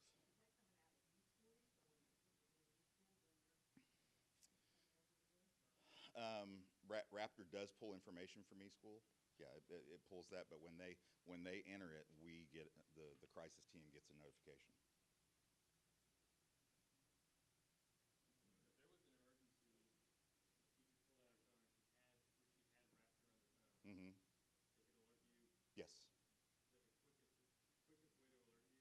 if that's the quickest way, if they're not, if they're at their desk and they've got it up, then that's what we're trying to, right now it's kind of a training and learning new behavior.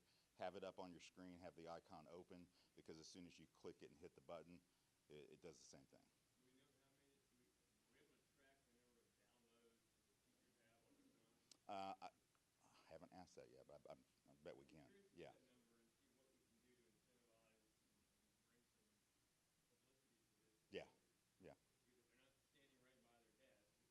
correct. The phone would be their next best. And what we've tried to do, obviously with the new radios, everybody has the radio now. Everybody, sometimes the cell phones, there might be spots where the cell phones aren't working or they're not getting good reception. But they have their radios with them, and they have the Raptor emergency management. So we're trying to give them at least 2 or 3 things that they can use. If they don't have one, they should have access to the other. But yes, I would love to see all teachers put it on their phone. Yeah. I was going to ask the same question a different way. You had a percentage number of people, okay, 85% subscribe to downloading it. Yeah, I'll find that out from Raptor and see if we can see how many are.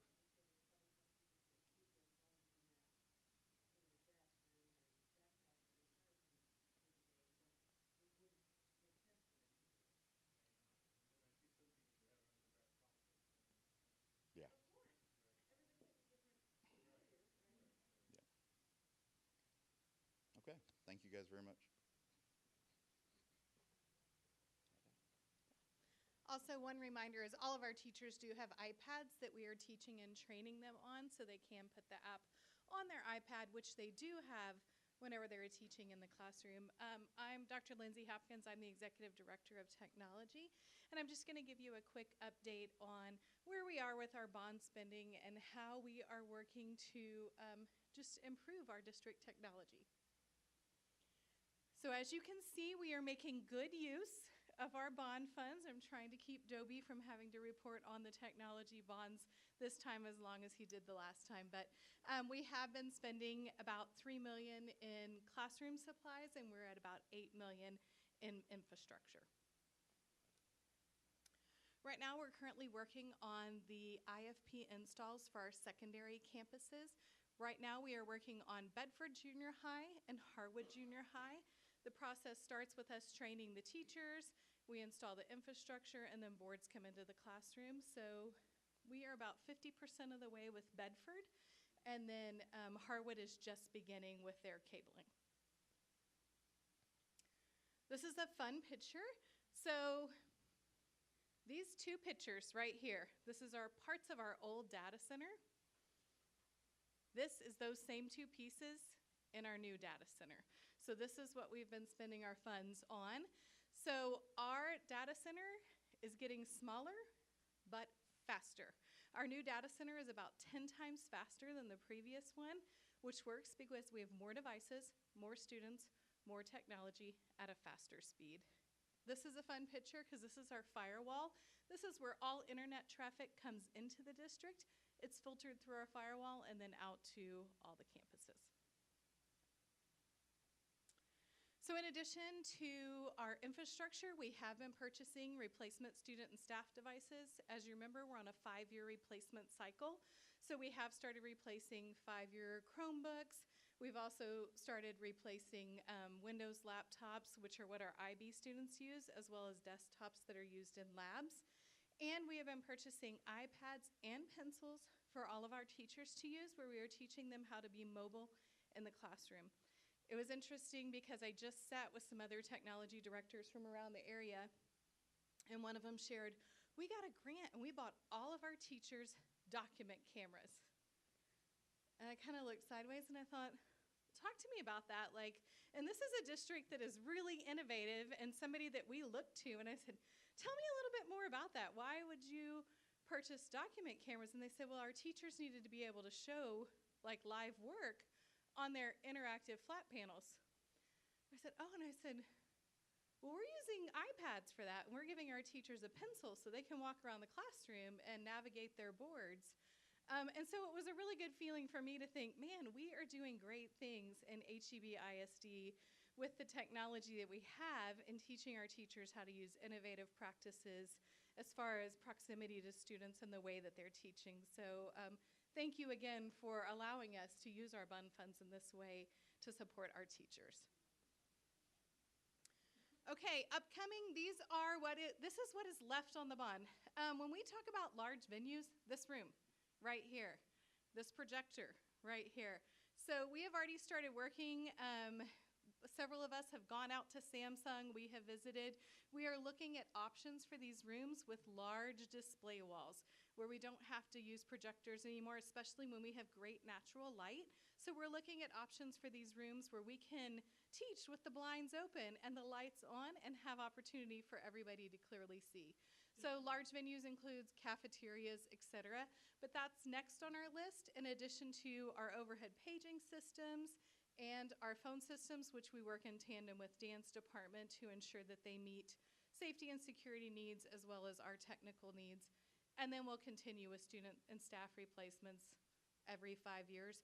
Our goal right now is to spread out our pandemic purchase. We purchased a lot of technology in 2020, 2021, and we want to make sure that we're replacing it at a cycle that helps us kind of create a little more upkeep and not so many devices at one time. Questions? Awesome.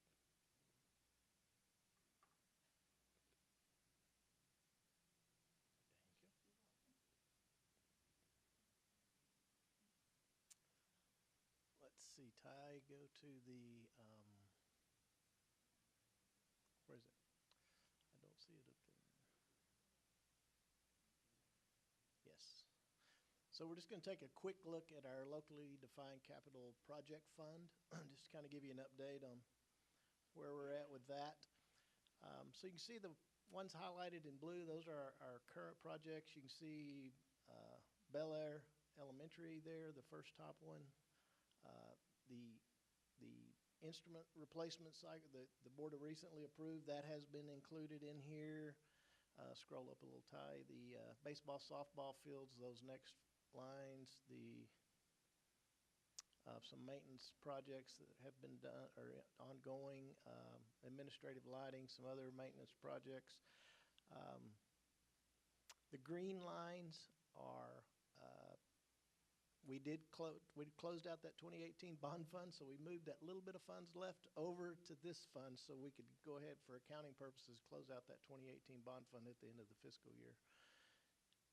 And then, of course, BCTA is still carrying some money forward from a couple of bonds ago, I think, that was for some equipment and whatnot. That's that last green line. And then, of course, you can see all the safety and security things ongoing there.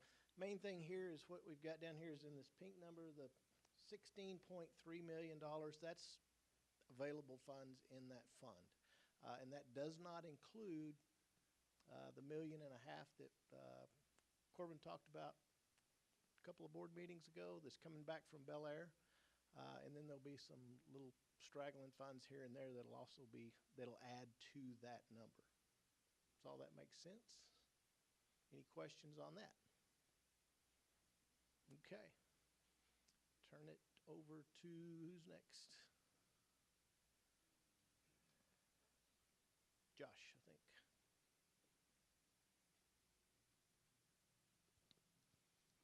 Okay. So I told you we'd do a little show and tell. That's what we're going to do here. All right. So our current projects that we have going on right now, and then we're going to talk a little bit about some of these are bonds, some of them are what we've been doing before. We'll start off with Bell, what we have going on. Next one.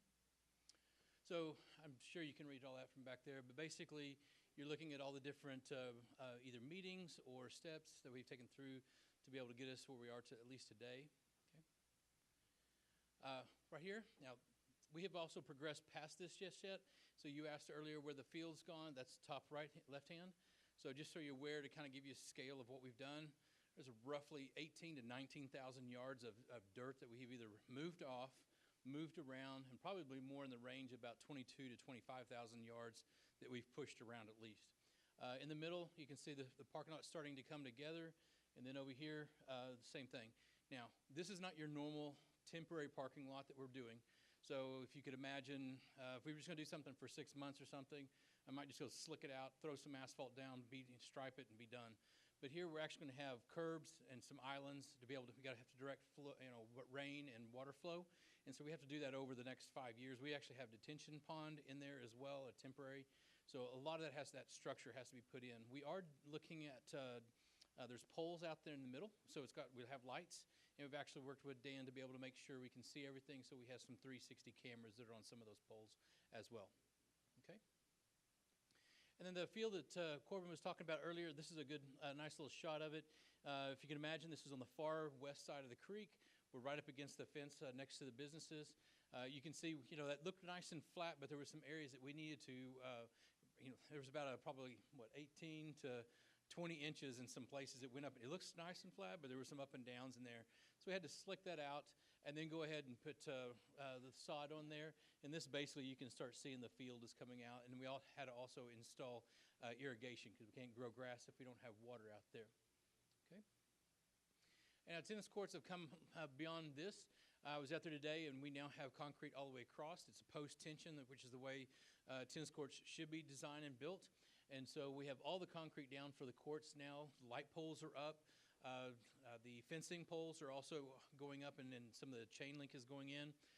The flat work that is between the softball and the tennis courts, we're forming up for that right now, and some of that is actually already poured in, so steps and turn downs, those are all completed as well. And then for the softball, baseball, all that's it. We're wrapping up those jobs. It's just paperwork and being able to bring you the final notices. We've already signed substantial completions. But the other piece, too, on all of the baseball and softball, once we finish the job, we found some things that we need to go back and we'll take care of those. So there may be a little bit of landscaping. We definitely have some concrete. If you've been over at Bell, we've got a spot where we were going to do DG. And it turns out that all the parents were putting their chairs, and it was basically breaking through our DG plastomeric that we have put down, and all my DG's going down the storm drain now. So that's an area that just won its opportunity to become concrete. And we've got a few places over at over at Trinity that we're going to do the same thing. Okay. Same thing. Got a bunch of meeting dates. Go ahead. Now over here, this is the first place that we have started doing demolition. The D building is now down. The W building has also been removed. And then also, go ahead and flip one more time. And also the Masonic Lodge has come down. So now the buildings that we can take down at the moment have been removed. Probably the next thing you might see, Corbin and I have talked about this, that's a lot of trees. And unfortunately, right where the tennis courts need to go is right where a bunch of nice trees are. So that's the next piece that we could start working on, is start removing the trees to be able to prep for the new tennis courts to go in. So any step we can take ahead of time, we're trying to do that. Okay? Now, we mentioned, some of you may have heard us allude to the new driveway and work that we did, the portables. Saying that we just moved some portables that's like saying we just built a small building called the Empire State Building. To be able to get all of these in there, the distance between those, we worked with the fire department to be able to make sure we had the drive around. There was many times that we took my truck and some other people, drive in there and see what it's going to look like for parents. All the water barriers, those red, actually it's orange and white, but they look kind of red and white. Those are water barriers. They're filled full of water, so if anybody gets a little off, it doesn't damage the car, but it's going to let them know that they just ran into something. Restriped everything. One more slide, please. Okay, well, never mind, I guess not. So in the parking lot out front on the west side, same thing.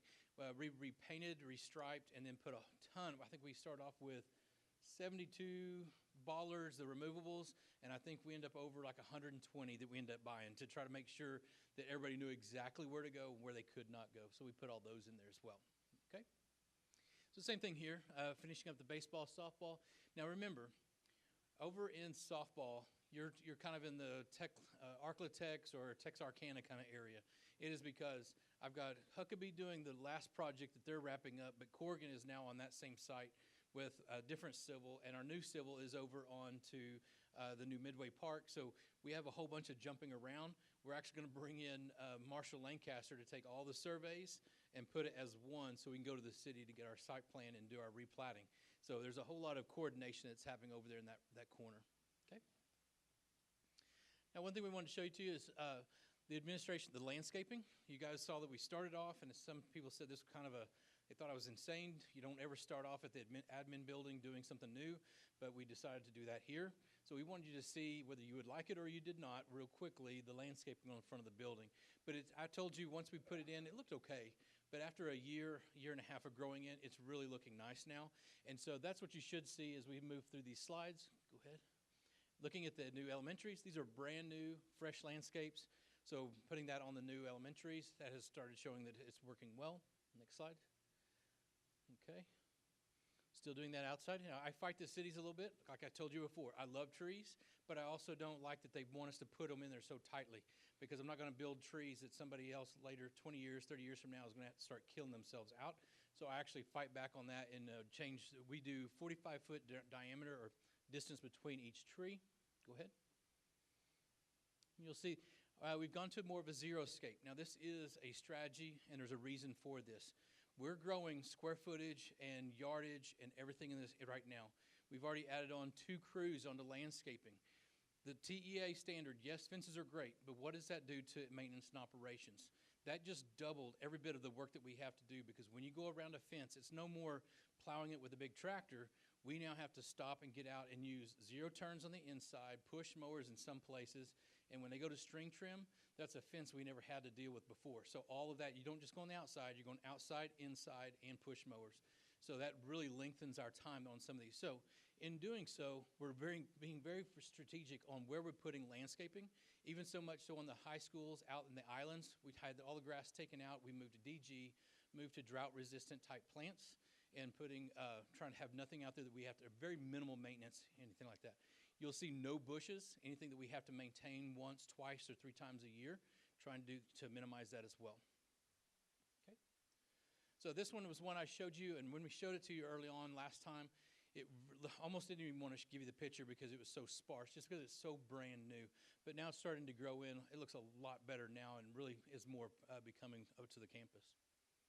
Okay. And Trinity Lakes, same thing. Now, one thing you'll hear from David here in just a minute, I want you to see these stones right here, and then also masonry type seating. We got a bench report that he was going to bring up and show you. But so when we're talking about this is one of the alternates. When we say different types and we're going to give you a recommendation, that is one of those. Okay. All right. Dan's going to talk about signage. Thank you. Deanne Hollander, Chief PR and Marketing Officer. What I want to share real briefly is just that we are really taking some time and considering brand and considering our image and our reputation. And when you talk about brand, it's really about the person's gut feeling that they have in response to either a campus or the district. And so keeping that in mind, there is a first impression that happens, and it starts with signs. So I just wanted you guys to see that this is the new sign. I don't know how many of you remember Hurst-Euless-Bedford Public Schools that I think was put on the building originally. We've got a lot of signage that we are taking care of with the rebuilds. So on all 4 of the elementaries, we're even going so far as to look at their mascots, and we are giving them a refresh. Darla's not here, but I did get to share with her that I had some money in marketing, and that some of the schools that do not get to be rebuilt, we're still going to take a look at their mascots and give them a refresh on that as well. But this is what's on the ad building. We will have this exact look and sign on 1700 and 2100 with whatever the name of that building will be on that as well. I'm going to touch on branding real quick and let you know that we do have a group that we have pulled together, and if you are interested in a lot of that, I'd be happy to sit down and share the details with you. I've got some documents that I've compiled, but we are just taking, they call it a brand architecture, and it is just who are we and who do we want to be known for. And so again, we're not doing this fast. We're doing it in a very strategic way, but we want to make sure that moving forward with anything that we do, whether it's bond or anything in the future, that we do it strategically. Thank you.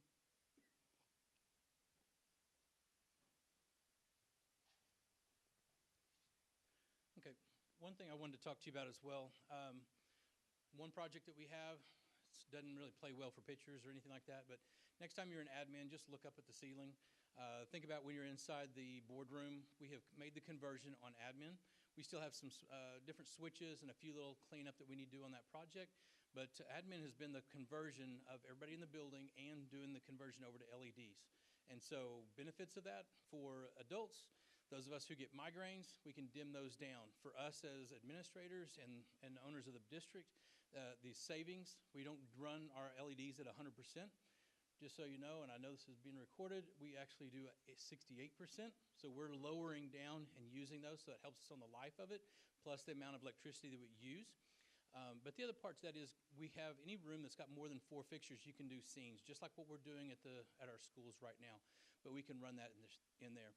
Also, it gave us an opportunity to work with another vendor that we can start looking at converting. Everything we've done so far has been all new construction, but this is allowing us to come in with people in the building and make that conversion, so we were able to test that out. Some other things, we were talking about some future projects.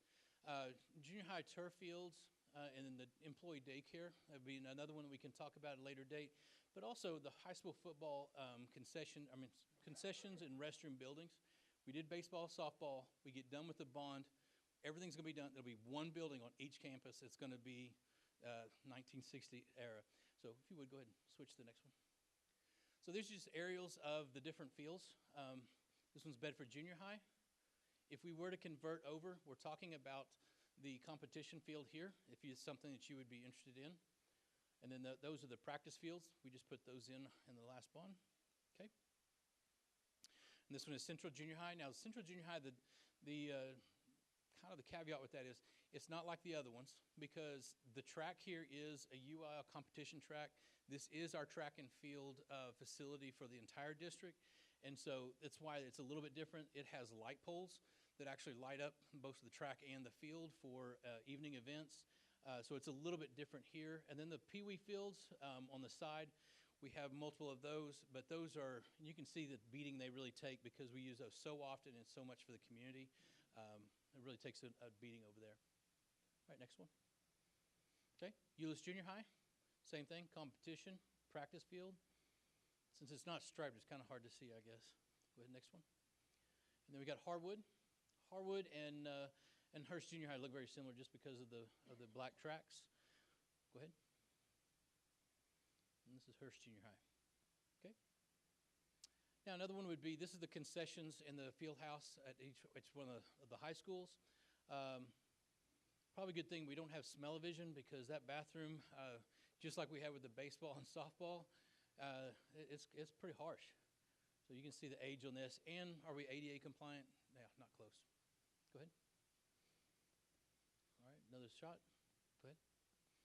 And then Trinity has something similar. Now, the difference between Bell and Trinity is there is no concession. They have a trailer over at Bell, but at Trinity, at least there's a very small room that they can utilize for concessions. Go ahead. And that's basically it. Just one more? All right. Any questions? No. Haven't even started on that yet.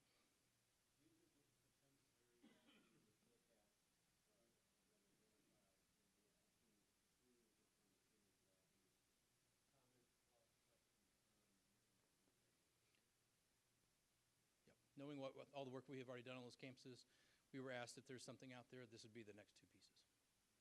Okay? I'm sorry? Okay, gotcha. All right. Well, I'm going to go ahead and turn it over to David Tapia, the Director of Maintenance and Operations. Thank you. Good evening. Mine is light reading compared to what we've seen tonight. So just an opportunity to show you what we've been working on in my department as far as our projects have gone this year. And the first one, we were tasked with to do kind of a study and to see standardization of school benches, right? All the benches out in front of the different campuses. And it was a lot of diplomacy had to go into that, because some of these campuses really love their benches. They love them. They mean something. They're legacy benches, whatever. And also pre-K playgrounds, that was also tasked to us. So part of my goal is we're getting all these beautiful new facilities. We can't forget about the others that we have. So we got to make sure that they stay looking fresh, like looking clean. And one of the things we did was pre-K playgrounds. We've installed these. This is a before. So we've installed these on all our campuses that have pre-K. That's a before picture. And that's what we're looking at now across the district. Everybody got one of those, all right? So we've refurbed the landing zones.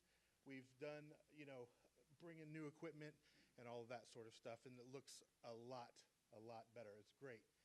Okay, there's another shot. All right, okay. We've installed all the campuses at a cost of about $775,000, but we are good to go, and all of those are installed and being used right now. Benches. All right, so we have in our study so many different types of benches. To find a standard bench was really kind of what we're looking for. But you see here, we've got paint missing off of these ones. This is an old metal bench. We can flip through some of these kind of quick. Then you have Harrison Lane. They have their campus had this made, and it says their school name right there in the back of it. They love these benches. Go ahead. And then we've got this sad bench, right? Okay. And then we've got these different types. We could just flip. A legacy bench. You see a lot of those where they've got the nameplate on them, and somebody donated it years ago, and they have a lot of feelings towards those. Standard issue park bench. And then you have Veridian. Enough said. And then, we've got, again, standard benches. And then in our new builds, what Josh was saying, we've got these stone blocks. And those are essentially their benches. So you can see the variety that we're working with here. This is not something we'll just pick a bench. And even within the stone benches, there's variety, right? Another legacy bench. Okay, so what we did, we broke it down. How many does each school have? What they're made out of, the condition, things like that. So you can see here, and these are elementaries. South Euless has 0. They have no benches out in front of their building at all. And then you have Bedford Heights has 8. So we have a big disparity about the number of benches. We have basic metal, stone, concrete, and these metal plastic ones like at Donna Park, and they don't age well. They just do not age well. So we looked at all that, and we thought, well, maybe as a standard, we go as a recommendation. Each campus gets 4 benches. And again, it's a diplomatic process. I have no trouble talking with the principals. As a matter of fact, I like to talk to the campus principals to get their input on this, get how they feel about things.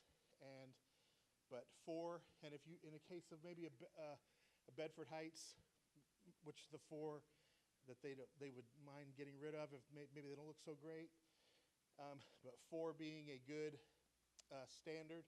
And then the materials. We're looking at stone. I think we should probably keep that because those stones at Arbor Creek, and those aren't going anywhere. Those are pretty big. And then what we're not wanting is, and this is where I have to work with principals when it comes to PTAs, because we're not looking for a Home Depot bench, that gets rained on a few times and it gets wobbly, and it's just not good. So the condition and the materials will matter. All right. Secondary schools, the high schools, we didn't do that for obvious reasons. And then we've got these benches work really well, composite benches. They really can stand the test of time. They can take a beating. They don't get carved on, things like that. So that is a great material if we want to look for that in the future. Okay, another thing that I'm very proud of is I pulled off, my team and I pulled off a cool safety and security center for Dan. We took D107 right here down the hall, and now this is what it looks like. So we've got the administration offices in there, his this conference room, those are bats. So, okay, because somebody was like, what are those? A common area, the counseling offices. And if you'd gone into that room before we did this, you would be like, there's no way you could put that many people in there. Even when we were drawing out the plans, the cubicles at 8 by 6, I think they were. We were like, there's no way. Turned out to be really nice. Good job. And I'm glad we could bring that. Do you like it? Thank you. So there you go. Winning. All right. Talked a little bit about fencing. That was another one of our big projects. Again, a diplomacy with the principals. I met with every single principal, me or Dan, and we walked those fence lines. We wanted to know where they wanted to put them, and then we could actually see how we were going to do that. So you can see they came out pretty nice. You know, we needed the TEA requirements, which was 6 feet, a deterrent at the top, which was the big thing, and it had to cover the TEA, they didn't need to cover the front of the school, so we could just wrap the rear. Go ahead. This is Bell Manor. This is one of our newer ones. Separates it from the common, from the city park. So, go ahead. Donna Park. Okay. River Trails, I think that's, yeah. So they came out pretty nice. Again, I walked with the principals, and like we said earlier, we're still doing a couple of tweaks. We had a water main that was, the fence was a little too close, so we had to move it. And if principals wanted an extra gate or a couple of gates, because for student egress, we did that. We went ahead and put in gates because we want them to be functional. One of the things we had to look at is, since they have to remain locked, we didn't want teachers walking all the way to the back 40 to unlock gates, so we try to make them convenient. And I think for the most part, turned out pretty good. It could have been dicey because people don't like when you move their cheese, but we did it, and it turned out to be pretty good. And we're not going to move forward with the junior highs because we don't need to, and thank you, that's good. But we did these and we knocked them out. I think we did a good job. All right. Stonegate. Okay. Another thing that we did, restroom partitions.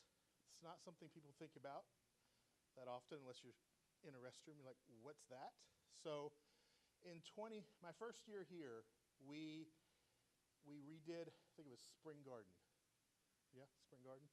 We redid Spring Garden. We used a contractor. And the cost was about $110,000 to do the entire building. And one of the things I look at in my department is I like to do as much as we can in-house, save as much money as we can, use our own resources. So, Lakewood, that's what you were looking at. And the kids actually wrote a petition, and I went out there to visit with them. They're like, please help us with our restrooms. So, next, this is what it looks like now. And we did that at a cost of $44,000. We did 2 campuses for approximately $90,000 ourselves, which was a 40% savings or 60% savings from using a contractor. So we're starting to go through all the schools now. We're just going to start taking out and redoing restrooms. This is a really hard plastic composite. You cannot scratch it. You cannot graffiti it. And it's really tough stuff. And so that's what we're doing. I think we have another one. We did Meadow Creek as well. And they just came out to be fantastic. And the kids love them. The administrator loved them. And I was very proud of my guys for being able to pull this off. This was a really, really smooth move. Great. All right? See, light reading. It was fun, right? Okay.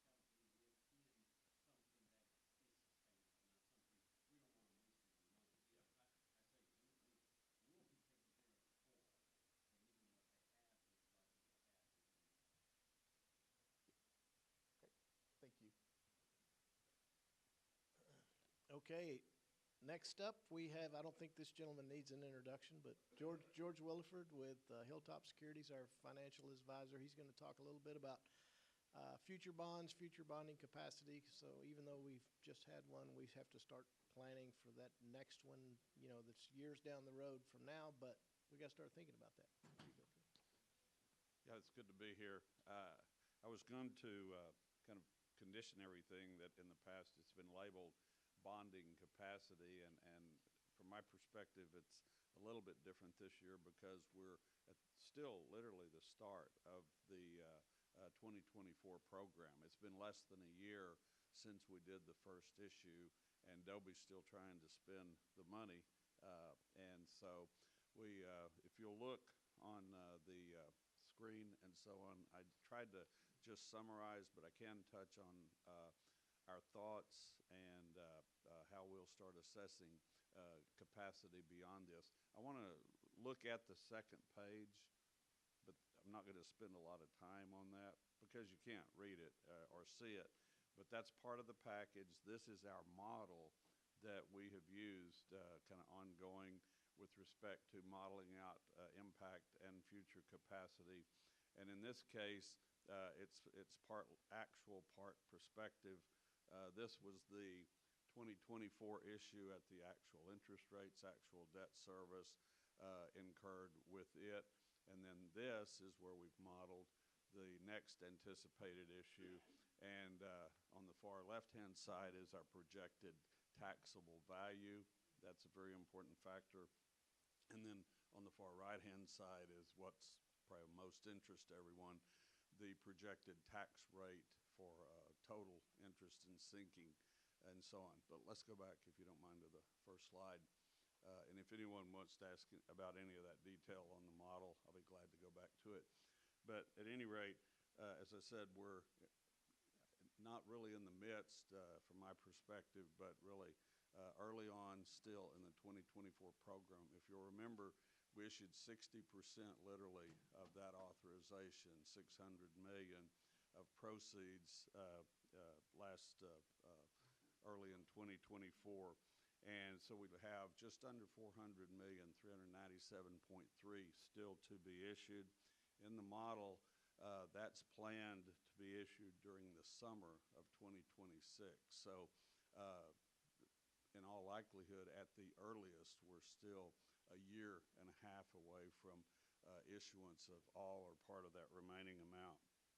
I think what's good and hopefully somewhat exciting is that we are, as the district has always done with respect to actual issuance after we did projections and what we told the voters, outperforming, because with just the interest rate differential on the first issue, it came in at nearly 0.5% below what our final projections were. We were projecting an interest rate of about 4.35, and the actual rate was 3.86, so just under 0.5%.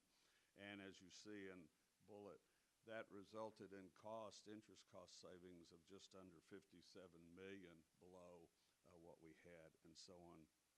The 2026 issue, still, we're projecting on $400 million nearly, an interest rate of 5.5%. So, you know, you might say, well, that sounds exceedingly high. If you go back over historical issuance, not necessarily so. And even though the Federal Reserve cut rates back several weeks ago, longer-term rates have actually elevated quite dramatically. A lot of it's associated with uncertainty over the election. And so we'll have to see how that plays out. But I still feel like that's conservative. And so on a going forward basis, if interest rates are a little lower, if the taxable value, as has been the case over time, exceeds what we have in the projections and so on, then the projected tax rate required should be lower and so on. Two questions that I've gotten, and I think this pertains to the capacity issue. First, I know Tarrant Appraisal District is planning to go to a new policy of only every 3-year revaluation of residential properties. We're still using the annual assumed change in our model, but I've assured Dobie, particularly with the 2026 issue, 400 million nearly unissued, we've got flexibility to structure that in accordance with every third year change if need be, and so on. And also the structure of the 2026 issue can also be used with respect to when do we need to start thinking about new capacity, and do we maintain that same structure, but you know, if we kind of know beforehand, or do we alter that somewhat as well. Another factor is in August of 2027, there's two issues, 2017A and B, that become callable or redeemable, so that we could refund and if need be do some slight restructuring of those maturities to accommodate new issuance and a new authorization. So the bottom line with respect to capacity, if you remember, the tax rate was projected to ramp up and then be at the maximum level in 2029, 2030. And as is shown on the slide, the last projections prior to issuance, well, even after issuance, was 37 cents. Right now, we're projecting nearly a half a penny below that, around 36.5 cents. So by 2028, I see that that could be an appropriate time with all of those factors I mentioned, that a new program and new capacity be measured. I mean, we can be measuring and working on that in the meantime, but that would probably be a realistic time for a new bond program to be undertaken, and so on. But with that, I'd be glad to answer any questions that you might have as well. When you talk about bonding capacity in 2028, what size bond do you project it to? We have not gotten into quantifying that. I'd need to ask some questions and all. If we knew, you know, not that it was zero impact, but what potential bond impact and are the values that we're using and the rates, then yeah, I could measure a supportable capacity. Or on the other side, in a lot of cases, as was the case with this authorization, the district said we're going to need kind of this range, and that was what we were modeling against. So I really don't have an answer for you.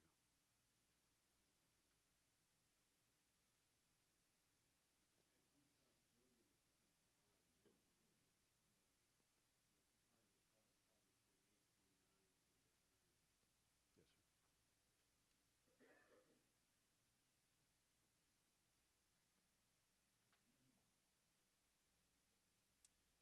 Okay, thank you, George, and sorry we pushed you so far to the back, but you've been here a long time. Okay, so we're looking at future bonds, so you're going to ask yourself, what does a Vader have to do with future bonds and bonding? Well, as you know, we have our maintenance tax rate for M&O. We've got our INS tax rate for bond repayment. Our voters don't necessarily look at it that way. They look at our total tax rate. So as we move forward with bonding, thoughts of what we're going to do, what we need to do bonding, we need to be cognizant of that and Vader elections in the future. Of course, that's largely tied to this next legislative session, possibly, Julie, that, you know, it's just some, well, hey, I know, me too. So just really want to be cognizant of where we're at.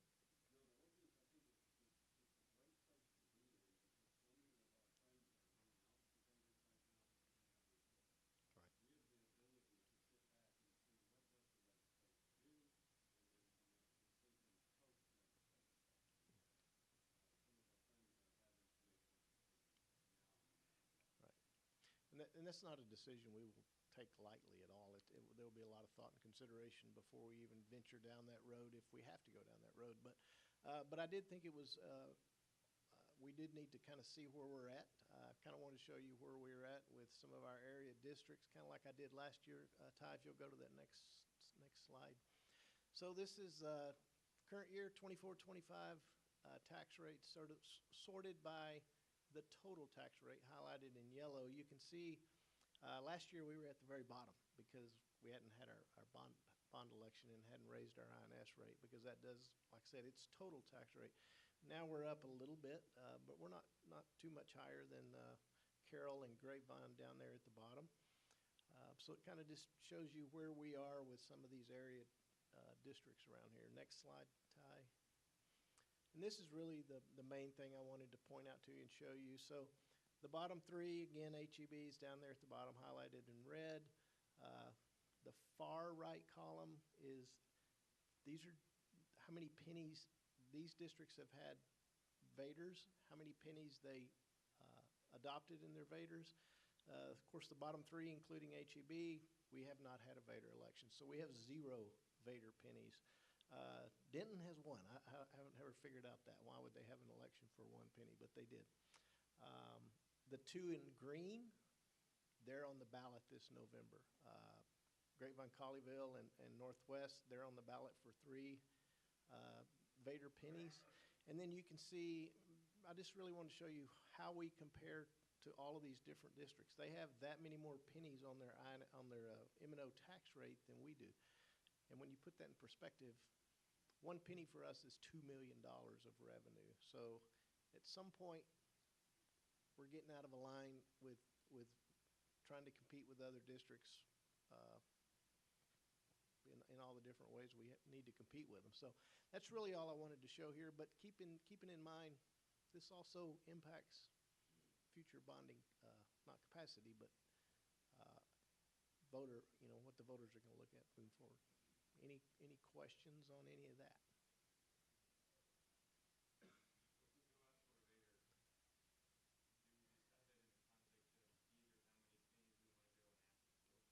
Yes, like we're setting it, there's 17 total cents. We already have 5 of those because every school district in the state has 5.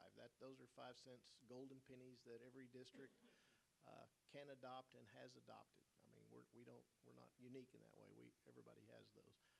The next 3 pennies up to 8 total. The next 3 are golden also, which basically means they're not subject to recapture. We get 100% of that money comes back to the district. The pennies beyond that 8, 9 through 17, those are copper pennies. What you would get with those pennies are roughly about 70 cents on the dollar. So some of that's going to go back to the state in the form of recapture for any of those pennies if we decide to go into that. That's why you see with the Grapevine, Colleyville, and Northwest, they're only going for 3. They're just going after the golden pennies. They're not venturing into the copper penny yield. So. But yes, that's something we determine. It's a district decision. How many we want to put out there. So is it accurate to think of it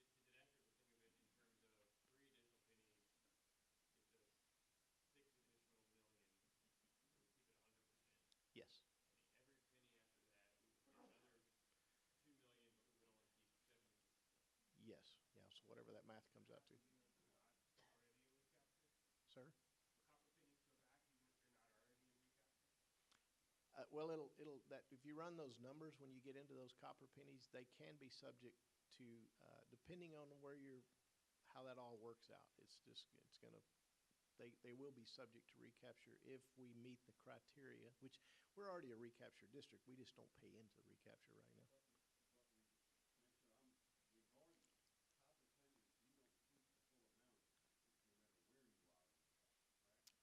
Yes, that's pretty much correct. I think it would be helpful in terms of thinking about where we want to end up, if we end up anywhere, is a spreadsheet that would show us how much money we would generate at each penny. Yeah, we can come up with that, Stephen, right? My genius money guy over here, he can figure that out. Yeah, we can do that. That's not a problem. We're looking from 6 to 17, right? Yes. We're at 5. We're at 5, so you're going from, we go to 6, 17 total, yes. 3 of those golden, or 12 additional, 3 of those golden, 9 of those copper.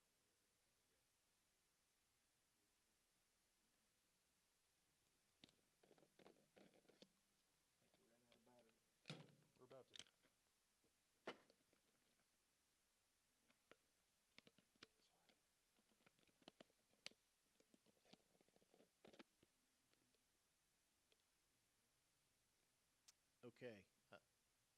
Is it on? Okay. Any other questions with that?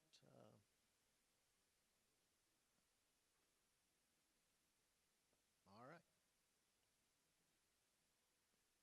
Who's next? Oh, I'm next. Go back to. Yes, sir.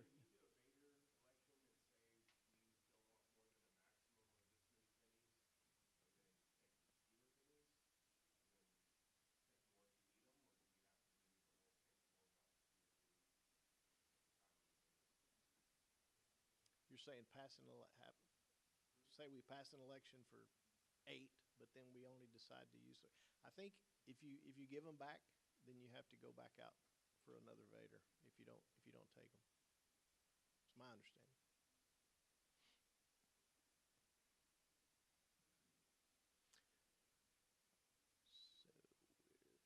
So, updated facility audits and evaluations.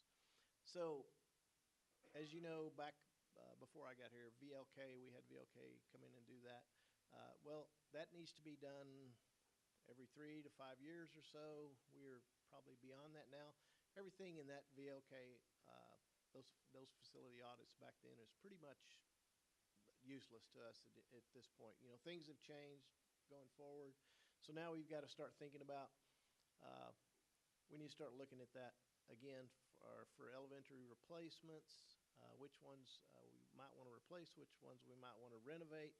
And then we need to look at it on size capacity. Do we want to build the 750 student prototype, or do we want to look at the 950 student prototype and the different things that might involve? So that's all all I'm saying here is this is something we need to start working on pretty quick and start seeing what our next steps are.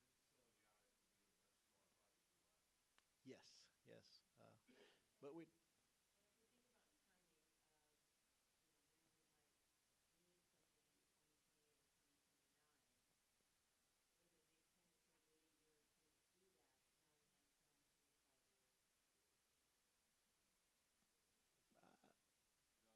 Possibly. Josh, what are your thoughts on that? So my question is, if we are thinking about when we have capacity for an additional bond would be in 28 or 29, and we know that when we do this facilities audit, it lasts us 3 to 5 years, and it's not really usable, does it make sense to wait a year or two to do that again? Well, kind of what Adobe's saying, though, is we need to start planning now because we need to get the right company, get them in here. And so by the time we get to that step, we're ready to go with it. And so, yeah, you'd want that for 5 years. And I was just telling Stephen that we need to be budgeting for that for every 5 years. Because by the time we start wrapping one up, and he was saying significantly less, yes, we're not going to do the high schools because all that would be brand new, but you'd still put it right back into your assessment. Because what I'm going to show you here in just a minute for capital replacement, you need that information to build that so we can keep moving forward. So we're going to be doing that more often, and we need to shift what we've done in the past as far as using what we've used bonds for and what we've used general fund for. Does that make sense? Maybe just a little bit. I'll tell you what, hang on to the question, ask it one more time if I don't clarify in the next presentation.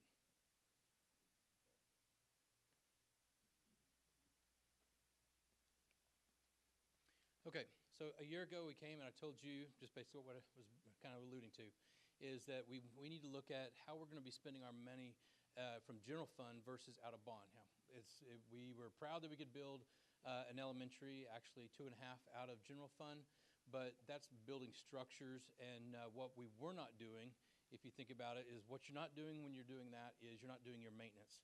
So HVAC. Dave and I chose strategically not to show you every HVAC unit right now that really needs to be replaced because it'd freak you out. Okay, so people ask me like, how do you even sleep? I don't. I just, you wake up in the middle of the night, you think about this kind of stuff. But what we want to show you is this. I was going to show you in the future. We'll bring you this page. If you could, can you scroll that up just a little bit? Okay, so the way this looks, just to kind of give you a lay of the land, these are categories going across the top. Okay. Down the left-hand side, that is all of the campuses or sites that we would have in the district.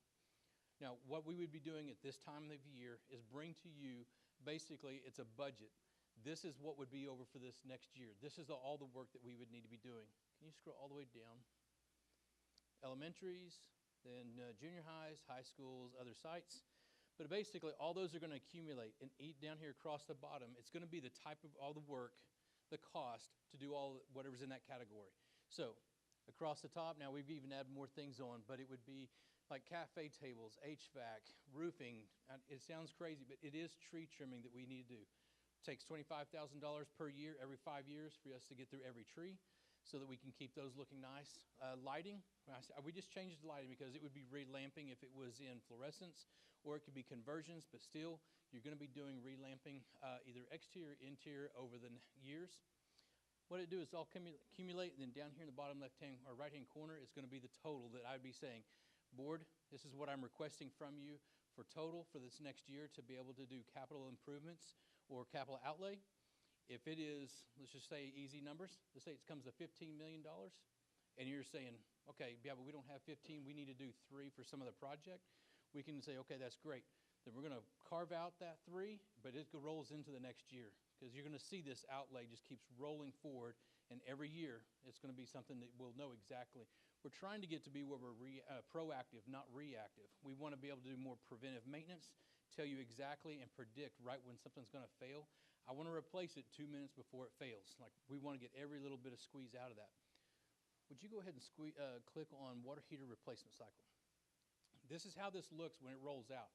I won't bring this to you, but I want to show it to you just one time so you can understand how it's playing out.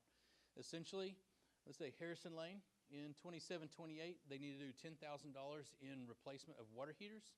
We replace those water heaters, and then going forward, it would be another 10 years that we would look at for that before we'd make that replacement again. We show in red right here, this is Wilshire, Midway Park, and Hurst-Hills. Those are in red because we don't want to do anything right now because we're so close. Now, does that mean that if we had one fail tomorrow, we would go change it? Absolutely. But we go change it, we would make a mark on it, and so when the building comes down, we might go take that one out, stick it back on the shelf, and reuse that somewhere else at a later date. That's what's going to happen with some of the HVAC on Trinity and Bell, is we have some new stuff out there that we want to reutilize. Bell Manor, that's a pink. Well, why would it be a pink? Because it's not a full demo of the building. Some of the things may be able to be reused in there in the new remodel, but some of those things may not be able to. It has to be taken out. So we would still evaluate each one of those before we actually go do some heavy work. Same thing on this. You scroll to the bottom, you'll have an outlay of what it should roughly look like for each year.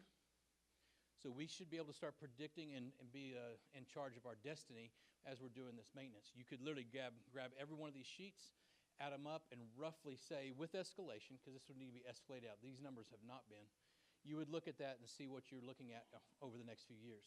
So when we're doing audits or looking at what might be in the next bond, you would look at that and you'd be able to see roughly how much money we're going to be needing to plan for or to budget for in the future. So that assessment, the facility condition assessment, also would help us with this, because some of this is just our guys going through time using our work order system. That's another thing. It has data analytics in there to help us predict when something starts to fail. You take the life cycle, the total cost that you're putting into it, and it then starts calculating and actually starts turning colors so we know when we need to get ready to replace it. Now, if you do a facility condition assessment, that's actually sending somebody out there, boots on the street, looking through each one of those closets and then finding things and help us to target what needs to be replaced in the next cycle. Click on the very last one. Just to give you the whole holistic picture, this page makes up the last page. The last page is what you use to make the one that we'll bring to you. In the future, I'm not going to show you all these unless you just really want to read through a bunch of stuff and you can't sleep one night. But in the end, that one page is what we bring to show you what the outlay would be for 1 year, what that total cost is going to be, and if you guys approve it, then we go get to work on it. Yes, sir.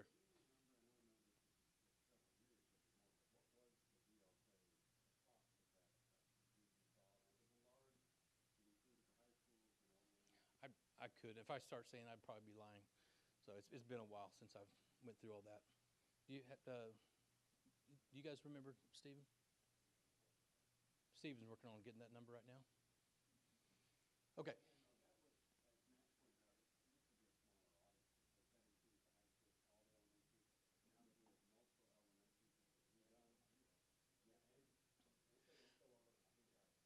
But you think the junior highs would be out, but they actually would be in probably more than anything than you think, because David and I looking at that, don't forget, when we did Euless Junior High, we did not replace that entire roof.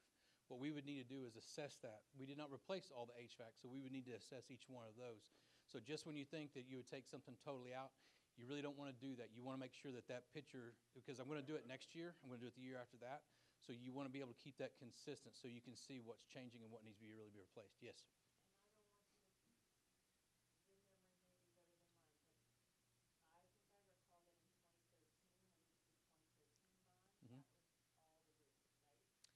No.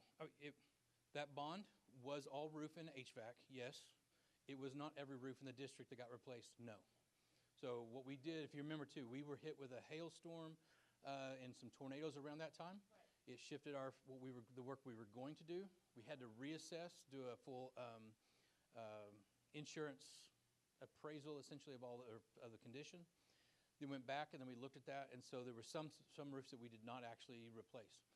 River Trails, not touched. That's why River Trails is going to start looking hot right now. Euless Junior High, same thing. It looks really hot right now. That right there is also a reason why that is really important to bring your facility condition assessment every time, because we all have different memories and it gets lost in the data, but you have somebody up there, and we could also get hit with a storm that only hits River Trails and Trinity Lakes, and we've had this happen before, where it just hits 2 schools, but the rest is all good. And so we might have damage down there that we're not aware of, that we wouldn't, consider into that because they're brand new. We need to make sure that that is accurate, up to date. Okay, did you get a number? 400,000. Okay, we would want to get an accurate number and get that back to you, and then show exactly what the deliverables would be on a current assessment for that price too. Okay. All right. Anything else? So should be the next one. I think it's Dr. Joe.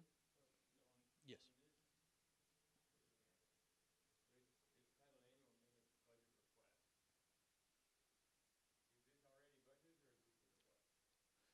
This I'm trying to show you right now is what I am not bringing a request for you right at this exact moment.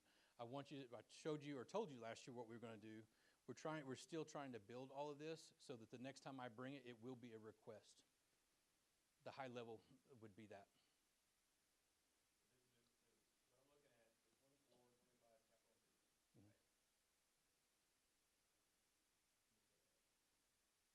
Go ahead and click on the, yes. So that's the budget we're in. Are these? Not everything is accurate on this one. No, these are not budgeted, no. So we do have an 800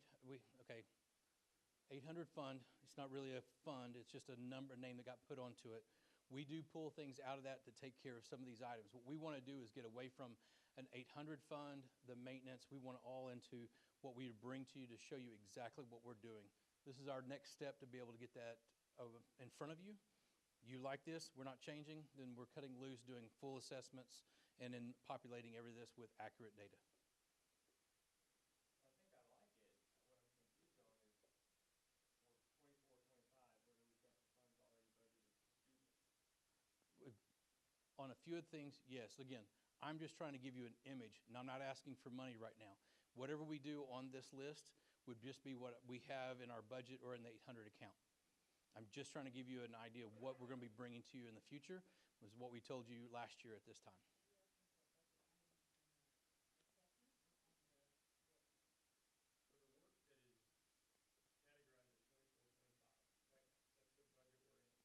the budget we're in. I want to know whether we've allocated funds to do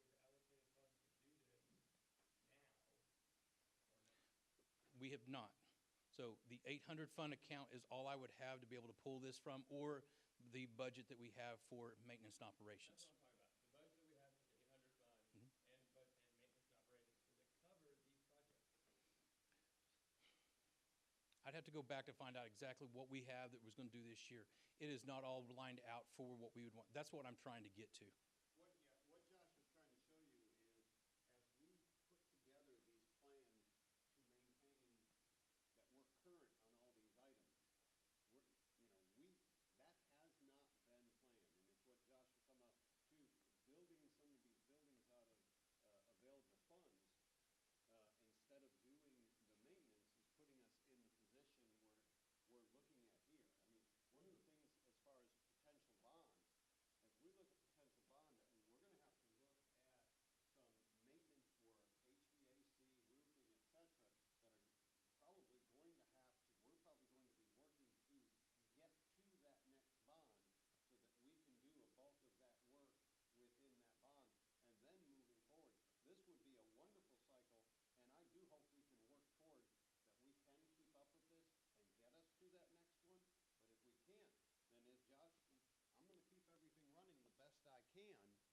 until we can get to that next bond cycle.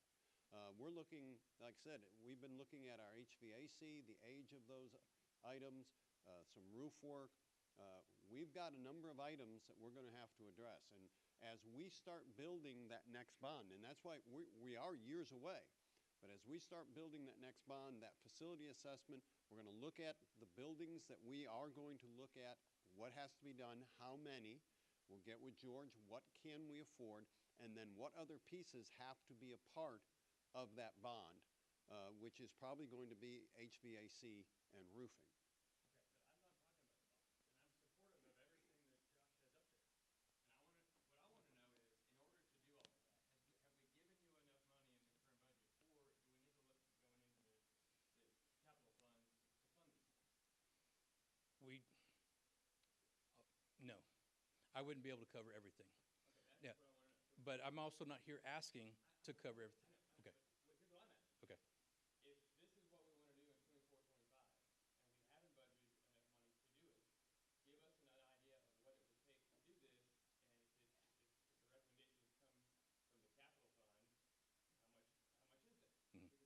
Because this says 24, 25, that's where we are. I want to do this if we can. Are you serious about this being 24, 25, or is this just a mock-up of something? More of a mock-up to get you, because what I told you last year was I would bring you an image, not necessarily executable. This is what I was going to do. So I wanted to make sure I had something before. So now we got the concept is proofed, but am I going to, I guess my challenge is, am I doing some of this work? Yes, we're going to be doing some of this. Am I doing all of it? No, I'm not going to be able to do all of it. Take this mock-up and then you'll actually fill it up with Yes. data, and then you're basically creating for us like almost a pro forma year by year Yes. of what the next year is going to require in order to maintain all the Yes. things you want to do. If you're not really ready to do that No. now, these numbers are, you're still funding things out of the sources that you've always funded Correct. things out of. But going forward, you're going to use this model, so in maybe 25, 26, you'll bring us an allocation and say, board, we need this much to do Yes. all of these things, to take care of all these hot water heaters, all these water juice fountains, all the things for the heat that we got to do in 25, 26. Correct. And we're about to have our budget sessions for 25, 26. And if we say we like this, can that be part of it so we know what to look for in the budget as we're going into our budget session? Yes. Yes. And Chris, in the past, I think what HEB has done is, that's what the locally defined capital projects funds was kind of for, was for this type of things as we move forward and we need to do these things that are not part of our year-to-year budget, we bring them to the board, we do it, pay them out of the locally defined capital projects fund. The problem with that moving forward is, under the current funding mechanism, we're not going to have those extra dollars to keep feeding that capital projects fund going forward. So that's something we have to think about too. So, No, and so don't get me wrong, I'm very much in favor of this. yes, Because, and that's what we've been doing with our transportation, that's what we've been doing with our increments. It really puts us in a position not to be able to just fund things at one time and then forget right. about it for a while. Yeah. We've got to take care of. Yeah. It puts us in a replacement cycle where everything is taken care of at one Yeah. time. I mean, ideally you would come with the things you need to do that year, and we would just build them into that year's budget. I mean, that would be ideally what we'd want to do. It's just kind of not the way they've done it here in the past, but might be something we need to switch to. Well, and that's why going we forward. talked about getting more of the cycles, so that we're not, yeah. Right.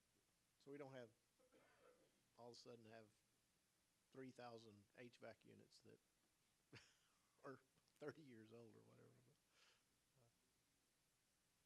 Matt likes stuff like that. We can't call you.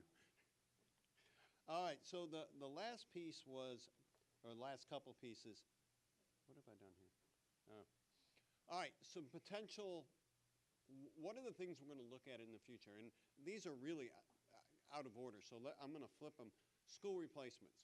So as we do an audit and as we start making decisions on school replacements, to me, that's going to sit at the top of our bond, all right? The next piece, and it's not on here, but the next piece is what we've been talking about. There's going to have to be some maintenance pieces of the bond, whether that's HVAC, roofing, or both.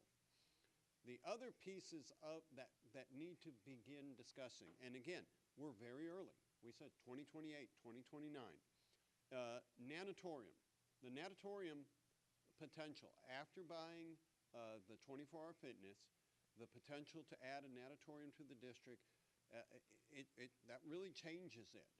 We actually talked to Aubrey about the potential of adding a competition pool to that current facility. Therefore, we don't need to build the locker rooms, to build the other pieces. We actually have a practice pool.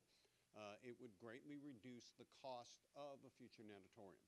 So that's a piece that we're going to continue to investigate as we continue to move closer to that time. We're still many, many years away, but we did want to talk about that's what we think is a strong piece. That parking lot is oversized, so we can build in that lot. We think this aligns. If everything continues to align, we feel this potentially could be a good plan. Again, this would be its own item, own proposition on, and would have to be voted on by the taxpayers separately from the overall bond. The other piece that continues to come up every now and then is a Pennington update. What is that Pennington update? There's been different things thrown out at different times.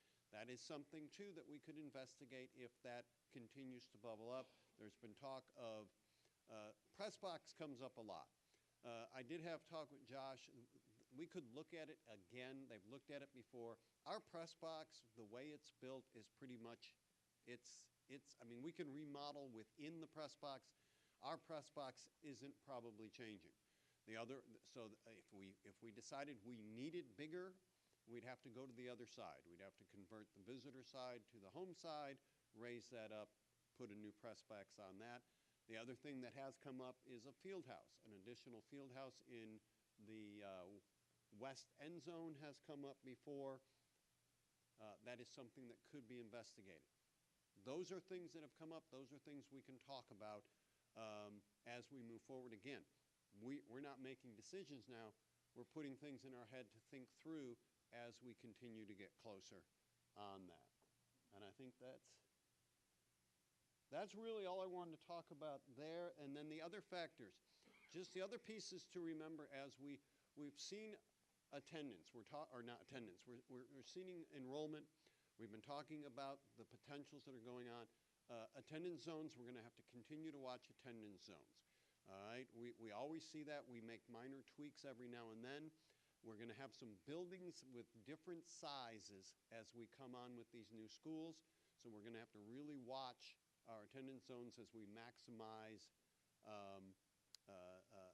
the use of our buildings. And I think as we've done our attendance boundary adjustments, they still, you know, if we ask people to go to a different school, people love their school. So, but we're going to have to watch that. And then the other piece, we have to pre-K for all. There is no bill right now that we think is going to pass moving to pre-K for all, but pre-K for all comes up every year. Again, we're going to have to continue to watch momentum for pre-K for all. If we get a pre-K for all bill, that greatly increases the number of classrooms we need. And why that becomes an important discussion is as we start building, we built these last set of elementaries at 900. In the future, are we building 900s or 750s? Okay, those are good questions as we build those buildings, but we also need, how many rooms do we need? Is pre-K for all coming? Do we have the capacity to take on those classrooms? Because here's the other thing. If we get a pre-K for all bill, there will be time to get up to capacity. But again, anytime we're not at capacity, those are 4-year-olds that are not in pre-K. So we want to be at capacity as quick as possible. But we also, guys, the one thing you never want to do is overbuild.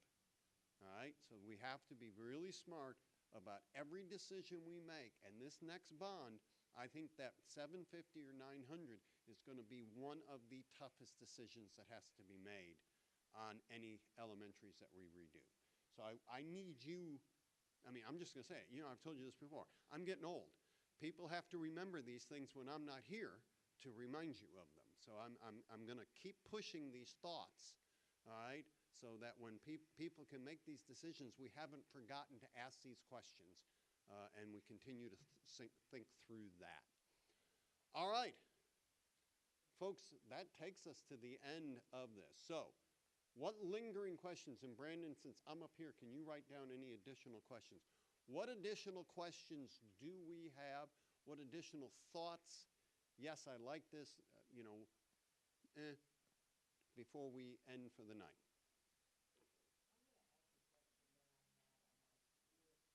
Mhm.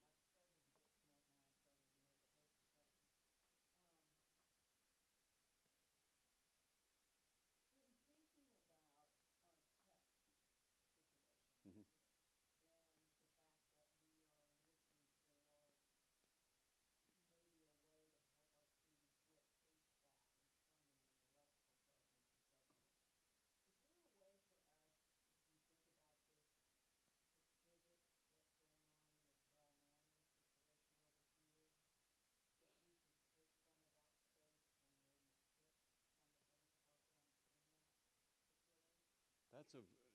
Brandon, write that down.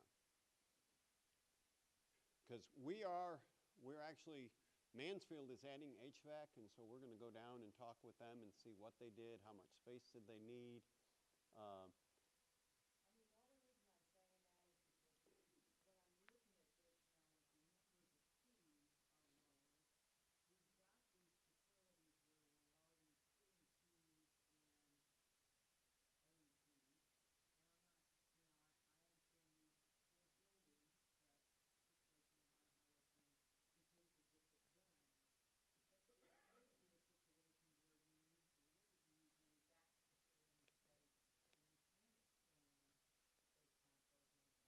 No, that's an interesting way to look at it. Definitely, because we've talked before, do we need an annex, additional space with the viewing? Is there a way that we could funnel a program or two over there? That's an interesting question. So, yes, we'll look at that.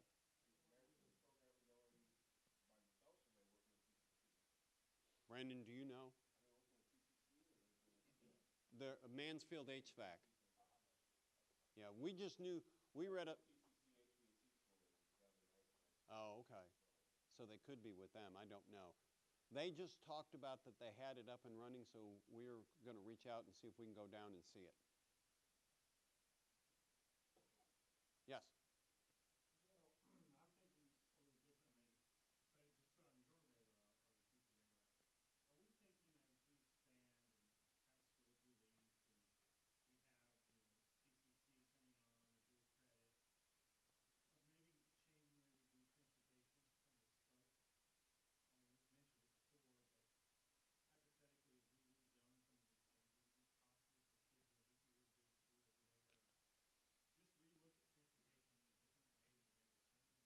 We can ask Justin to look at that. We have, I know what you're talking about, that hub system, and a lot of it was what could we get reimbursed for, because we couldn't, there would be no money for us to incur additional costs, but could we work within reimbursable miles? We'll continue to look at that. That was a concern that we've had for a number of years because it limits kids' ability to get certain places.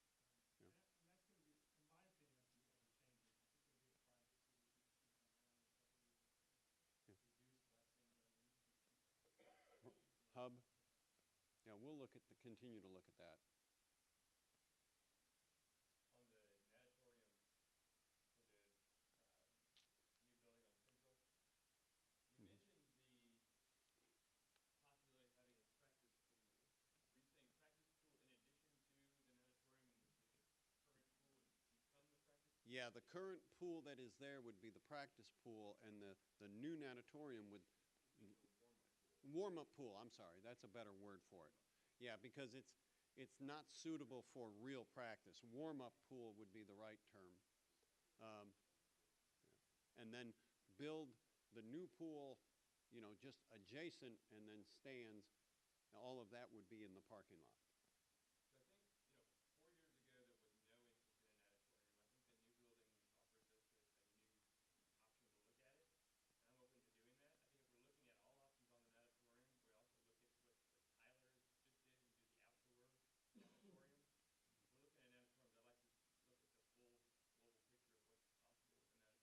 what would that cost be compared to covered, et cetera?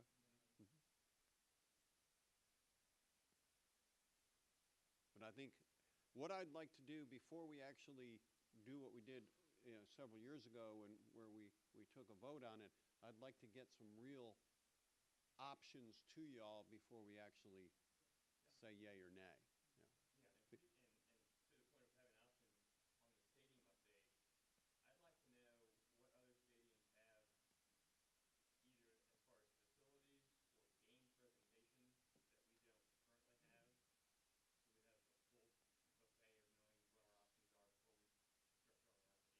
Perfect. Yeah, one of the things I will tell you just flat out that keeps coming up is lighting.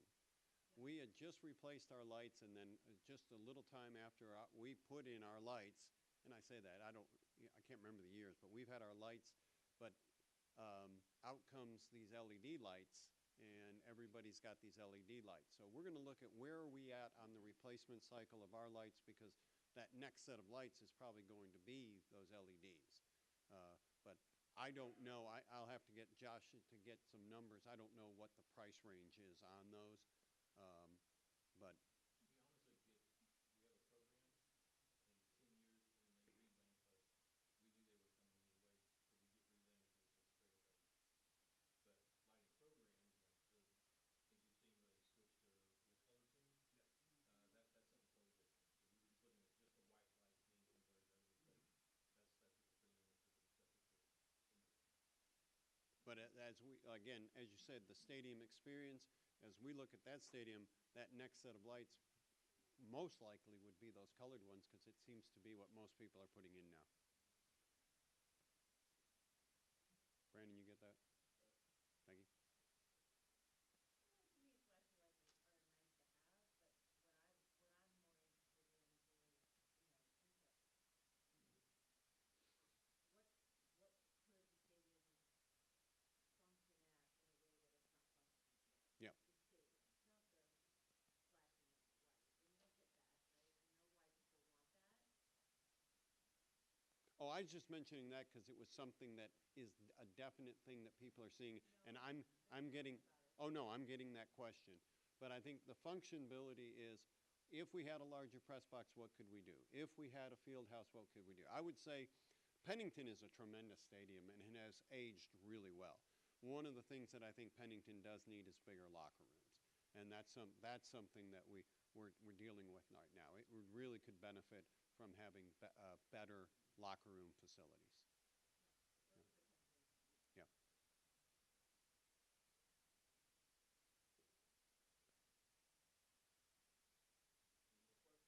All right. I'm going to give you the mic.